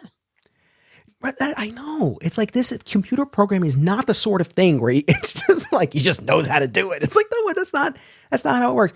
The biggest problem / question I want to pose to you is, what is our read on Gus Gorman? Because when we get to the end of the movie, and you mentioned this before, Superman gives him a pass. Now, Gus does ultimately help him in that climactic final battle in the cave with the supercomputer that he designed on his own on these scraps of paper and wrappers and whatnot. So he does come around, yet I feel like for most of the movie, until you get to that point where he's in the restaurant and he hears the people talking about, the people suffering amidst this oil crisis, that's when it seems to kind of dawn on him that like, oh, like my actions have consequences. And then that builds when we're in that final fight and Ross is like, you'll be known as the man who killed Superman. But for most of the movie, he's pretty greedy and opportunistic himself. Like, I don't know that he's set up as a sympathetic enough character where I really care or am rooting for him or want him to get that pass at the end. Like, I really wanted Superman to kind of haul him off at the end, not just leave him there in the coal mine. Well, I think it was like, well, hey, it's Richard Pryor, right? So he's fun. And like, you can't like, all right, you're going to jail, Richard Pryor. Like if they had taken a different approach and he'd just been like a nasty guy, and it could be like because again, I'll mention Robin Williams again, one of my favorite actors of all time. Some of my favorite performances of his are when he's the villain, like Insomnia and 1 Hour Photo. Like these guys, comedians that, a lot of their people's comedy comes from dark things. And so they can tap into that. Right. And this is not the movie they were looking to make. All right. They wanted to sell toys and I guess, and appeal to kids and all these 4-quadrant film and audiences and everybody has a good time to go see Richard Pryor. But if you didn't do that, you could have done something this way. But because they're doing that, oh no, Superman, I'm not with them. Oh, I'm gonna break up this kryptonite beam. Oh, you saw me do that. I tried to help you, so now you're gonna just drop me off. Now, I like the idea again, like I mentioned earlier. Like he's just a normal guy. He kind of got caught up in over his head. Superman set him straight. He gave him an opportunity, which he blows off immediately. Like he's like, hey, you got it. You know what? If your boss needs a computer guy that can do a lot worse than Gus Gorman, you have a nice life. And he flies off. And then he immediately squanders his second chance Superman gave him. Like it should have they wanted one more. Hey, Richard, can you like riff about something for a couple of minutes? And like he does. And they kind of undercuts whatever point that would have been. But he should have ended it where Superman flew off. Like, oh, look, he got a job at this, coal plant or something, working on a computer. Good. And then this first scene of the film. Oh, storytelling 101. The first scene of the film is him looking for a job. It should end with him getting a job because Superman helped him out. And that's the arc. But instead, he's like, oh, I'm going to just walk 10 miles. I'm like, oh, come on. So Richard Pryor got in the way of any kind of actual story they could have told with this character. Not of his own fault. He's doing what they hired him. They wrote a script. They told him to do stuff. And he did what they told him to do. But his celebrity status got in the way of anything they could have done on that front, I think, unfortunately. Yeah, no, I agree. And in fairness, I don't want to paint the character as always like sadistic monster throughout. I think you see him certainly at the beginning down on his luck, but it's interesting because when he's being asked about these previous positions that he had and lost, it's a little shady, right? This television that went, yeah, right. He's the problem. The television that went missing. He couldn't keep it together at the fast food place. He couldn't keep track of the orders and whatnot. Yeah. So I don't know how much sympathy that opening scene really kind of engenders. And then he ends up being this savant and he has this whole, apparently according to IMDb trivia, it's called salami shaving, this business about stealing the half cents. Well, it inspires the plot of Office Space. Yes.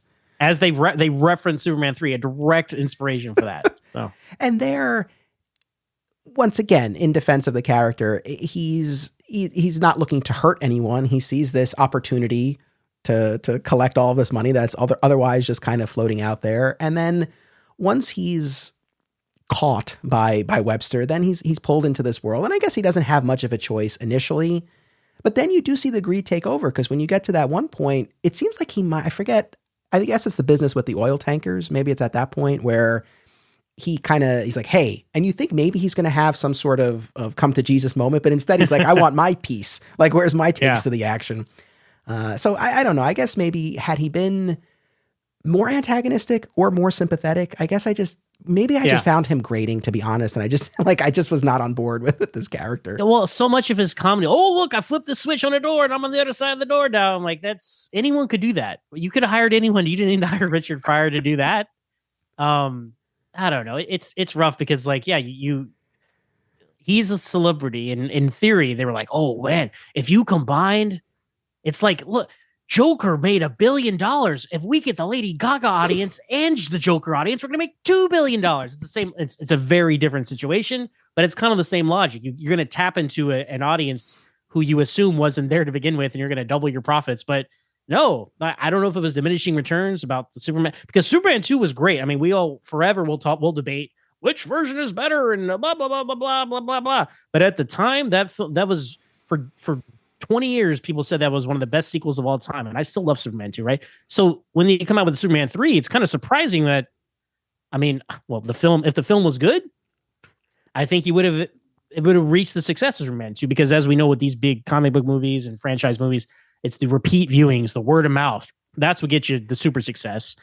So people come and see this and they get Wonder Woman 84 and they're like, should I see Superman 3? Nah, don't worry about it. That and the word of mouth messed it up. So they really shot themselves in the foot with this approach of like trying to get new audience members, that because I can only assume they see Richard Pryor wanted to be a Superman movie. They see tickets, they see money, and they just didn't think much further than that. I know. And so amidst all of this business of trying to destroy Columbia's coffee bean crop so that they can control the price of the coffee bean. And then, of course, they will repeat this with the oil supply as well when they reroute all of the tankers and everything. But in the Columbia sequence, we also have this weird bit in here as well, this little runner in the movie that ends up not having any payoff, but the couple who wins the contest at the Daily Planet, and they end up getting sent on this trip to Columbia, and they happen to be there when this horrible storm occurs. And then they come back to the planet and they're angry at Perry. And he's like, it's not our fault. And that's just kind of funny. It's so funny. It's as funny as that slapstick 10-minute opening, Anthony. It's these poor attempts at comedy. That's the only purpose it serves, is to be quote unquote funny. But it's just the level of contrivance in this movie. The fact that this couple happens to be sent to the same place where this is going to happen. The fact that when Webster is deciding where to send Gus, which subsidiary to send him to hack into the computer, to hack into the satellite, and they happen to choose Smallville right when Superman is there. Like, I don't know, stuff like that. It just felt the much. Only reason the Smallville is even matters is so Clark can hit him with a door, and they don't even interact there. And then, Brad Wilson's a drunk and he's working at the place, so they'll let him in, because you could have exercised all that. He could have just got on a computer, and done that. And I have to double check this because I really more just kind of skimmed it, but I did look through the comic book adaptation of Superman 3 written by Cary Bates, and sort of my big picture takeaway, it's very faithful to the finished movie, but it moves a lot faster through the Gus stuff. And I think that was the way to go. And if memory serves, I think we basically jettisoned all of that business with getting Brad drunk and all of that. And because you don't need it, like, just put him in front of a computer, have him do the thing, and we can move along. Right. Totally. You know, and make the fake kryptonite, which I wanted to ask you this. So they're like, we have to, because Superman interrupts their coffee scheme. Like, he's going to interrupt our oil scheme too. We have to get rid of him. And they're like, kryptonite. I heard about that on the news. What? Again, that tracks with this Superman, though, because he's told Lois, well, I can't see through lead, Lois, and green rock called kryptonite will kill me. I'm like, sure. He's very naive. So I believe that's not a plot hole to me. That's in character, right? The people know that. So they have Gus use this weather satellite to go scan where Krypton was. And it's just as ridiculous. And again, Superman the movie, the gold standard for me, my favorite. To me, the biggest plot hole in that movie is not the time travel stuff. That totally works for me, honestly. It's Lex Luthor figuring out where kryptonite came from, like where to get it from and what effects it would have on Superman. That's a huge plot hole. I don't think people talk about that enough. That is a massive plot hole for Superman the movie. I don't like that at all. But fair enough. Everybody knows about it now. So Gus makes it, and it's established he's a smoker. I mean, it's the 80s. Everybody's a smoker, I guess. But there's like this certain percentage of the kryptonite it's unknown. He's like, unknown? What the hell's that? So he's smoking. He's like, tar. Sure, what the hell? So they call it tar kryptonite. But what is their plan? Because Superman is getting the key to the city in Smallville.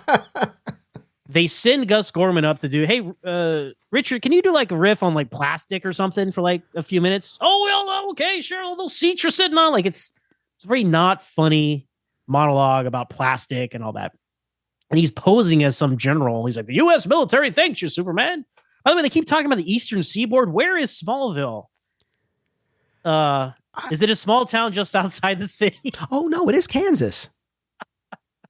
No, it is. But they keep talking about the Eastern Seaboard. I remember them saying that I know, but the movie, because we talked about this. That the Superman the movie was the first time that they established it as being in Kansas, because previously it was kind of nebulous. The clouds would have gone to the Eastern Seaboard. I distinctly know multiple characters said Eastern Seaboard. So Gus Gorman's up there giving this whole speech. He's like, okay, and to thank you, Superman, we're going to give you this token of our appreciation. So they think, because Vera Webster is there too. She drove him there, and they're all made up like military people. So they're both there. They think Gus is going to give this piece of kryptonite to Superman. He's going to fall over and die right there. Is that their plan? I guess. I know, it's a good question. But also it's like, well, I'm thinking about this. I guess they don't know exactly how kryptonite is supposed to work. Is it instantaneous death, or does it take a long time? Because is that a lead box? That's it. Well, and also that would be the worst place to expose him to kryptonite. He's surrounded by all of these adoring Anybody fans. Can pick it up and throw it. Yeah. Right. So unless they just think it'll kill him, maybe they think it'll kill him instantly. Maybe Superman wasn't specific in that interview he gave about it. That's smart. Keep some things close to the vest there, Superman. It's this bizarre sculpture. What is Superman thinking? He's like, oh, it's funny. He's like, yeah, it's very nice. Very nice. It's like when we all receive a gift that we don't know how to react to. It's very nice. Thank you. Like he says that more than once. Take poor Gus. That's why I did like that little deleted bit with the Smallville cookbook that he's awarded. And I wish there was more of that. Like I thought that was going to be the thing. Like everyone keeps coming up with these increasingly gifts. Like nonsensical gifts, and he's just like, all right, thank you. But I'm like, what? Now again, I love the phone call that Gus has to give to Ross Webster, and then it again leads to the line, I asked you to kill Superman, and you couldn't do that one simple thing. And he just drops the phone. It's very megalomaniacal. It's very Bond villain. But that's what Lex Luthor in these is a Bond villain, right? I mean, that's the template they're working with these films. But yeah, it's like, that didn't work. But then he turns evil, and the next thing you know, the villains are reading newspapers about how like every country has turned against Superman. He's doing all these horrible things. And in the comic, there was one of the headlines was something to the effect of like Superman stomps his foot and causes an earthquake. So there was more. Ooh. There was more stuff. Like I said, the comic book wasn't vastly different, but there are a couple little things here and there. And even in that junkyard fight, I don't know that the dialogue rose to the level that I was kind of, filling in on my own, but there was a little bit more there. So those were some of the differences. I have not read the Superman 3 comic book, nor have I read the Superman 3 novelization. I do need to read both of those things before my podcasting days are over. I need to read those. And again, you understand, I need to find an excuse to podcast about them, and then I will read and report back my thoughts. But it's good to know about the Superman 3 comic book. I totally get it. The climax of the film, this battle in the cave with the supercomputer, is there anything that you want to talk about there? Leading up to it, actually, there's some pretty beautiful flight photography of Superman flying through the Grand Canyon and stuff. That's some good visuals, and that's something that I do miss in modern superhero, and specifically modern Superman stuff. Honestly, just flying along with him. He's not just like a blur in the sky. Like, let's take some time and, doing the flying through the landscapes. That's fun. He's getting shot by a lot of missiles. It's the special effects. So, like, they clearly don't have the special effects to see him get like hit by a missile. So he's kind of awkwardly dodging and there's explosions. But you know what? I support it. That video game Ross Webster's playing is kind of fun. Wasted a lot of money on missiles, by the way. Yeah. It's a very expensive trap. So that's a cool sequence, and there is one bit in here where Lorelai calls him Russ. Did you catch that? Oh no! It's like she flubbed the line and they just left it in. Well, it's like on Adventures of Superman when Perry calls Jiminy, and I was like, "Wow, don't have time to do it again. Just keep going. Keep moving. Just keep moving. Good enough." Like, all right.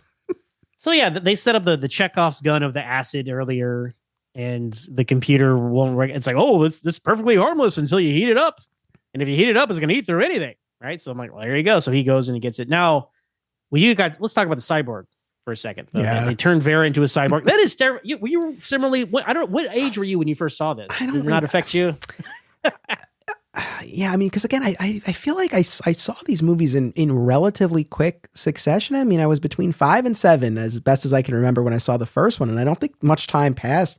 So somewhere in that age range, but I know people were scarred by this. I was not. It just didn't, I don't know, for whatever reason, it didn't. It is freaky looking. Looking at it now, I was like, oh yeah, I could see why kids would be like, bothered by this. It is very unsettling. It's not like scary, but it's like unsettling. And the fact that she's like, and then like she like this, the yell stops and there's no music and she just gets kind of layered with this technology. Now, again, they really cop out of this because like the computer gets blown up and then she's normal again. I'm like, no, she should have like died. Like, yeah, that should have been, she could have been Metallo. Another missed opportunity. Yeah. Like this is your avatar for this computer. Like have it fight Superman, not just with beams and stuff, have him grapple, have him do something, maybe like lose the hair. Cause the hair is part of the unsettling part of the cyborg, but it looks kind of silly that way. But you do that and you have like this metallic robot person that he can fight and like do some of that, man.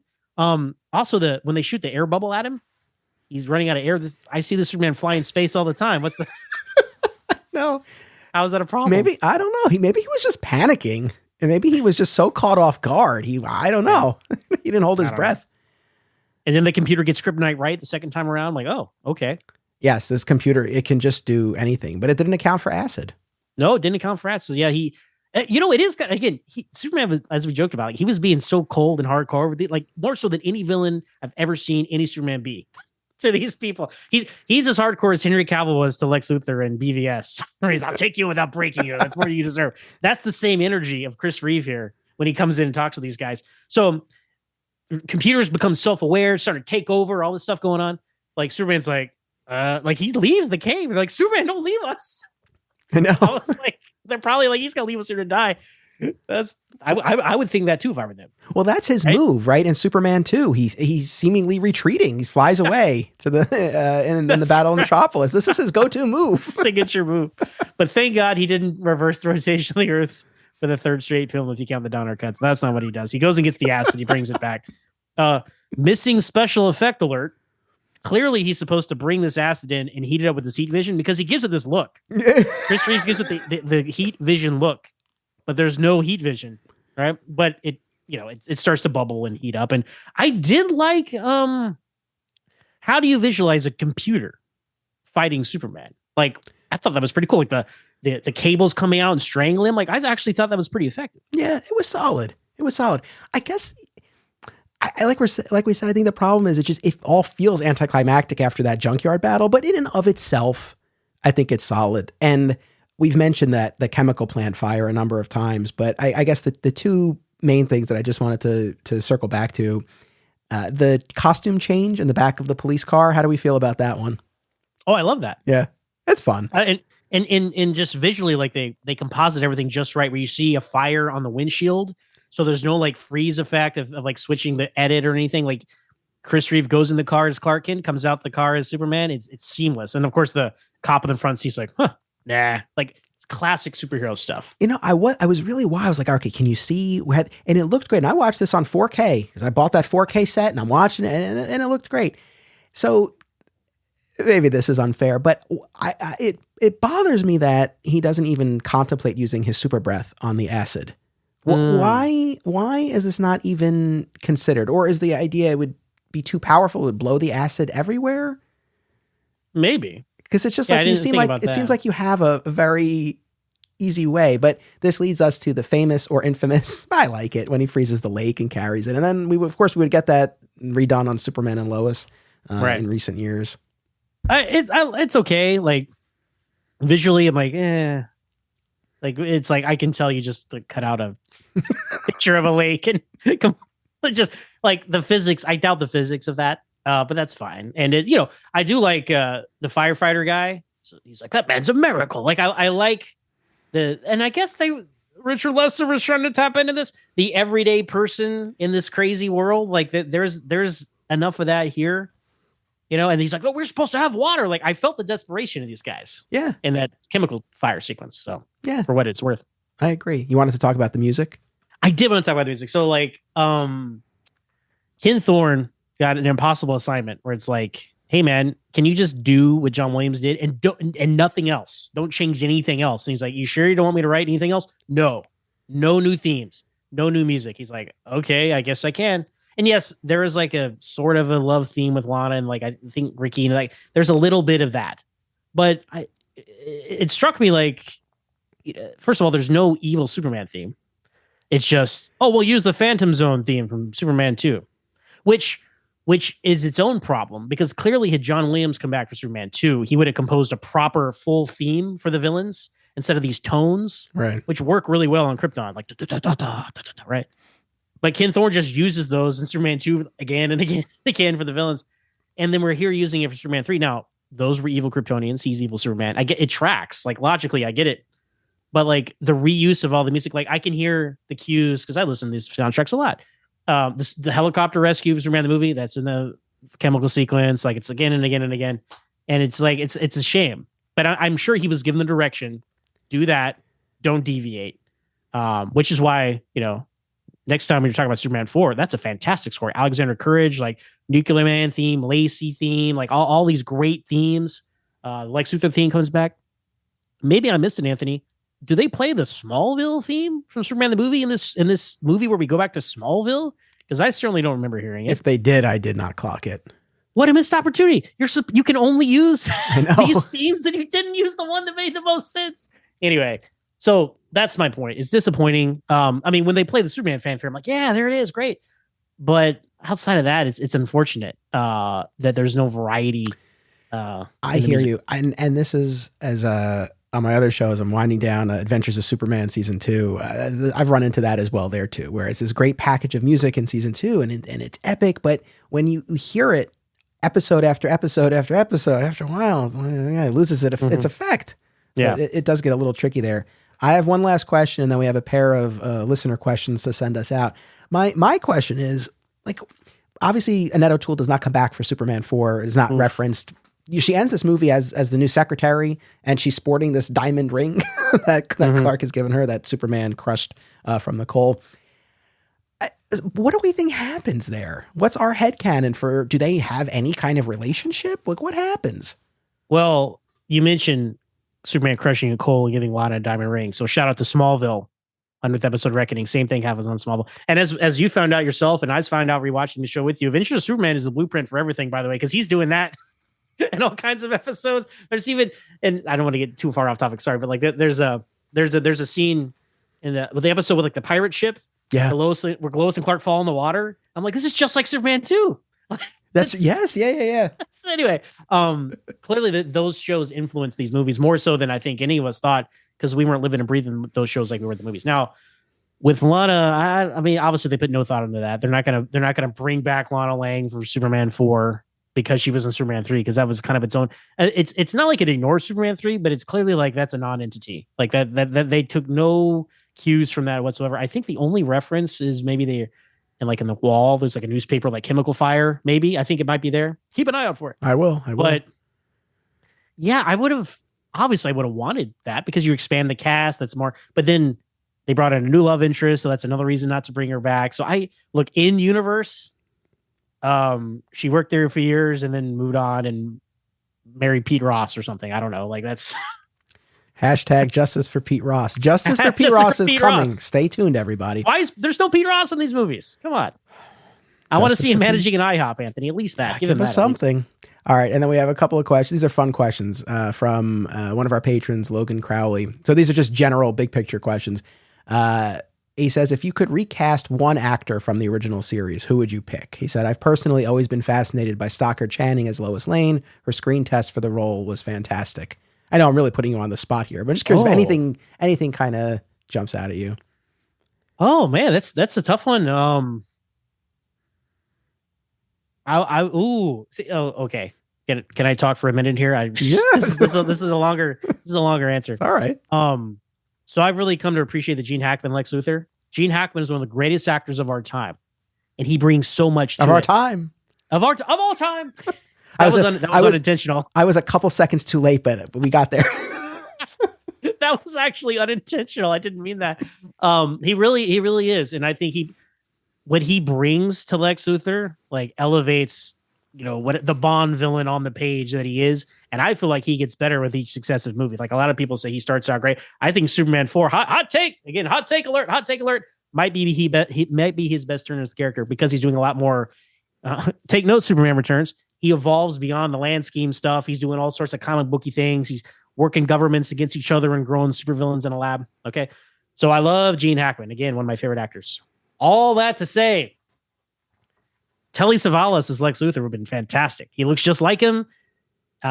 Superman the Animated Series is based off of him. He plays the best Blofeld in on Her Majesty's Secret Service. So like if I had to switch out one actor, that's the first one that came to mind for me. Interesting. Okay. Very interesting. I don't really have a great answer other than, as I've said, not the biggest Margot Kidder as Lois Lane fan. And I know she had a rough time in real life. And as the years went by and the movies go by, and you can see that to an extent on screen. So I don't really have a substitute that I would have plugged in. And I think, especially in those first two movies, I do enjoy her in the role. But it's never been my favorite take on Lois. So that's probably where I would land. And then this is also a fun one. Logan says, if you could have made one more movie with Christopher Reeve, but it has to be a direct adaptation of a Superman comic, what story would you choose? Bonus points if it's not Kingdom Come. Oh, okay. Well, Kingdom Come took place after the movies existed. So I guess any time period is on the table, huh? Any time period is on the table. Well, that marinates because once again, I'm putting you on the spot. For me, I go President Lex. I think that would be really interesting to see. A little bit of maneuvering you would have to do here, given this version of Lex Luthor, obviously. But, not so much anymore. But not so much. Okay, yeah, you're right about that. Well, and even in the comic book storyline, he had his legal woes, even though he'd started out as the respected businessman. So it could still work. But I just think it would be interesting, and especially going back to that first movie, I'm here to fight for truth, justice, and the American way. And Lois has that bit about, you're going to be going up against every politician, and he brushes that off. It would be interesting. And I love that story. I love it so much. And so to see that on screen, I that's always my go-to. It's like, I wish we had gotten there on Smallville. I just always want that. So I would go with that. No, that's a go-to for me too. Part of me wants to say whatever happened to the Man of Tomorrow, but I think it's just scope is too big. I don't think that would work with this particular version. So I will say, how to articulate this world's finest. Like that's what I would want to see. I would want to see Superman and Batman together. Be cool. Michael Keaton Batman, I assume. Yes, Michael Keaton Batman and Christopher Reeve Superman. Well, the thing with whatever happened to the Man of Tomorrow, what's interesting about it is it's you do get so many of these villains popping in, but they're relatively small bites, but you'd still have to realize each one on screen, and that's its own task. But and they wouldn't mean as much when they didn't that works as a celebration of that era of comics, and you've never seen these villains before, but here they are, and here's the stuff. So it wouldn't really work. So I'm gonna go with a Batman Superman film. Can we combine our two ideas and go Superman, Batman, Public Enemies? Boom! Oh my God! We did it. That would be great. That's fantastic. Gene Hackman is president. So has he played the president or something? He must have at some point. Yeah, he must have at some point. Actually, I did one last question, circling back to Perry Constantine. We started with his question for him, and one last one. He said, Donner said in his intro for the Superman 2 Donner cut that he wished he could have directed more Superman movies. Had he been allowed to complete Superman 2 and stay on for more films, what do you think or wish he would have done? I put it here because we're here in the post-Donner world. So had he continued, what would you have wanted to see, or what do you think he would have done? Well, he wrote Superman Last Son with Jeff Johns in the early 2000s. And that's again, kind of going back to the well of Zod, but there's a new angle on it because there's a son, and it's not exactly a sequel to these, but it's in that same, and it takes notes from these films anyway, because it's in the comic books of the time. I wouldn't want to do that. I think that's the trap of so many of these, of anything really, when you're sequelizing things. Well, what do they do? Well, let's do more of that. Superman Returns, same trap. And, I would say Brainiac, obviously, right? Because let's get supercomputer. Maybe he's from Krypton, maybe he's not, right? I think as Superman 78 proved, that kind of story would work. I think if you do the the stop motion just right, and like there's a way if you do that with like him fighting. I assume it's going to have to be some stop motion sort of like RoboCop 2, robots he's fighting sort of thing. That's what I would like to see. It's because you need to elevate the challenge for him at that point. He's done with the Kryptonians, so what else do you do? I think Lex has played out at that point. I mean, Gene Hackman might have come back because he was friends with Dick Donner, so he's still on the table. I would incorporate him somehow. I would make him be rehabilitated on the road to President Lex, perhaps, right? Rehabilitated in the public eye, at least, not himself, obviously. But I would never see this Lex Luthor like in a battle suit. Like that's not what this Lex Luthor does, and I think that would be out of character. So I would say Brainiac. It's everybody says Brainiac, Anthony. One day we'll get a Brainiac movie and we'll all stop saying this. But until we do, we're going to keep saying it. Yeah, that's why we say it. I mean, the best we've gotten so far, really, I would say is Krypton. I mean, that was no question amazing. Yeah, I feel like Brainiac is the obvious, but also I feel like the right answer. And to your point, I think the Superman 78 comics, both series, I think do provide an interesting template. Like I enjoyed the Metal Curtain as well. And when you think about the time period to have had this Rocky IV-esque America versus Russia, Superman versus Metallo, like that could have been really cool. So that's what if he had stayed on and if he had done something akin to what we've gotten in these Superman 78 comics, which by the way, audience, we've covered. If you haven't listened to those episodes, go check them out. Mm-hmm. That's what I would say. Yeah. Yeah. It's this, we as fans, we live in this what if forever. Right, like, oh man, if only they had made this, it would have been awesome. And so who knows, right? I mean, like, what if they hadn't made any more after Superman 2? Like, oh man, if they would have made Superman 3, it would have been awesome. I read that script, it had Mr. Mxyzptlk and Brainiac and Supergirl, it's so cool. And I'm like, well, there's a long road, as we all know as Superman fans, it's a long road between like announcing a film and having a script and the final product. So you never know. Supergirl is in the mix during this time period too. I know you guys, you had an episode about it. Back when you were talking about the comics and whatnot. I don't think we'll be revisiting that one. I think once was enough. I would agree, unfortunately. I think I'm good on that one. Yeah, man. Like it's again, as somebody who loves Superman the movie, I love Superman 2, 3, and 4. Just they're part of that universe. They're part of that interpretation. It's like a TV show that runs too long and there's some bad seasons, but they're part of it, right? And that's what these are. And I'm glad they exist. They're frustrating. But they're also like, you get to spend more time with Christopher Reeve's Superman. And for all the faults, Superman 3, I'll say this as we wrap up here, like Superman, I mean, I guess he's not in character because he's evil Superman, but outside of that, Superman himself is true to character. And I think of all the things that I would rather have Superman like kind of be in character to himself in a bad movie than vice versa. And I think he is true to this version of the character in all 4 films.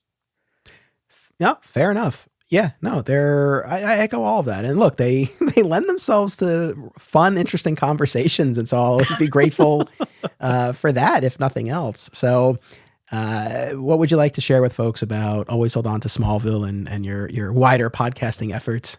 Oh, yeah. So Always Hold On to Smallville. We are in season 10 as of this recording. We're in the home stretch of our episode by episode coverage. There are plans for the podcast beyond as we finish each episode, but this was the mission statement, going through each and every episode of the Young Superman show, and we're in the home stretch here and having a lot of fun doing that. So check us out at Always Smallville with 1S across social media, and of course we have a lot of other shows on a network, so to speak, from the Always Hold On to network. We have Arrow, we have Star Wars, we have Legends of Tomorrow, DC's Legends of Tomorrow. We have The Flash, 1990, and we have Superman and Lois, which itself is wrapping up its final season this season as well. So a lot of superhero content. We have a Patreon where we talk about other stuff too. So I've much like yourself, like podcasting is my hobby now. It's like my number one hobby. Throw myself into it. It's so much fun to talk about these things that we love, and then with people we enjoy talking to about. So that's what it's all about. And we're having a good time. And if you love the Christopher Reeve Superman movies, I do too. So you probably like my opinions about stuff. I don't know, maybe not. But check us out over on Always Hold On to Smallville. Awesome. Well, I hope everyone will do that. I thank you so much. It's always a blast. And for this one in particular, given the strong Smallville connection and the Annetto tool casting, this was a no-brainer. So this really was a ton of fun. Thank you. Absolutely. Thanks for having me. Audience, thank you for tuning in. Make sure you come back next week. We'll be covering what else? Superman 4, The Quest for Peace. Don't miss it. Until then, as always, it's about what you do. It's about action. This podcast is an affiliate of BCW Supplies. The next time you need to restock on comic book bags, boards, boxes, and more, be sure to use promo code FSP to save 10% on your order. That's FSP for Flat Squirrel Productions. It helps support the show, too. Be sure to check out our sister podcast series, Another Exciting Episode in the Adventures of Superman, an episode-by-episode breakdown of the classic George Reeves television show, available wherever you get podcasts. Please join us on social media, become a patron, and subscribe, rate, and review today. Links are in the show notes. Thank you all.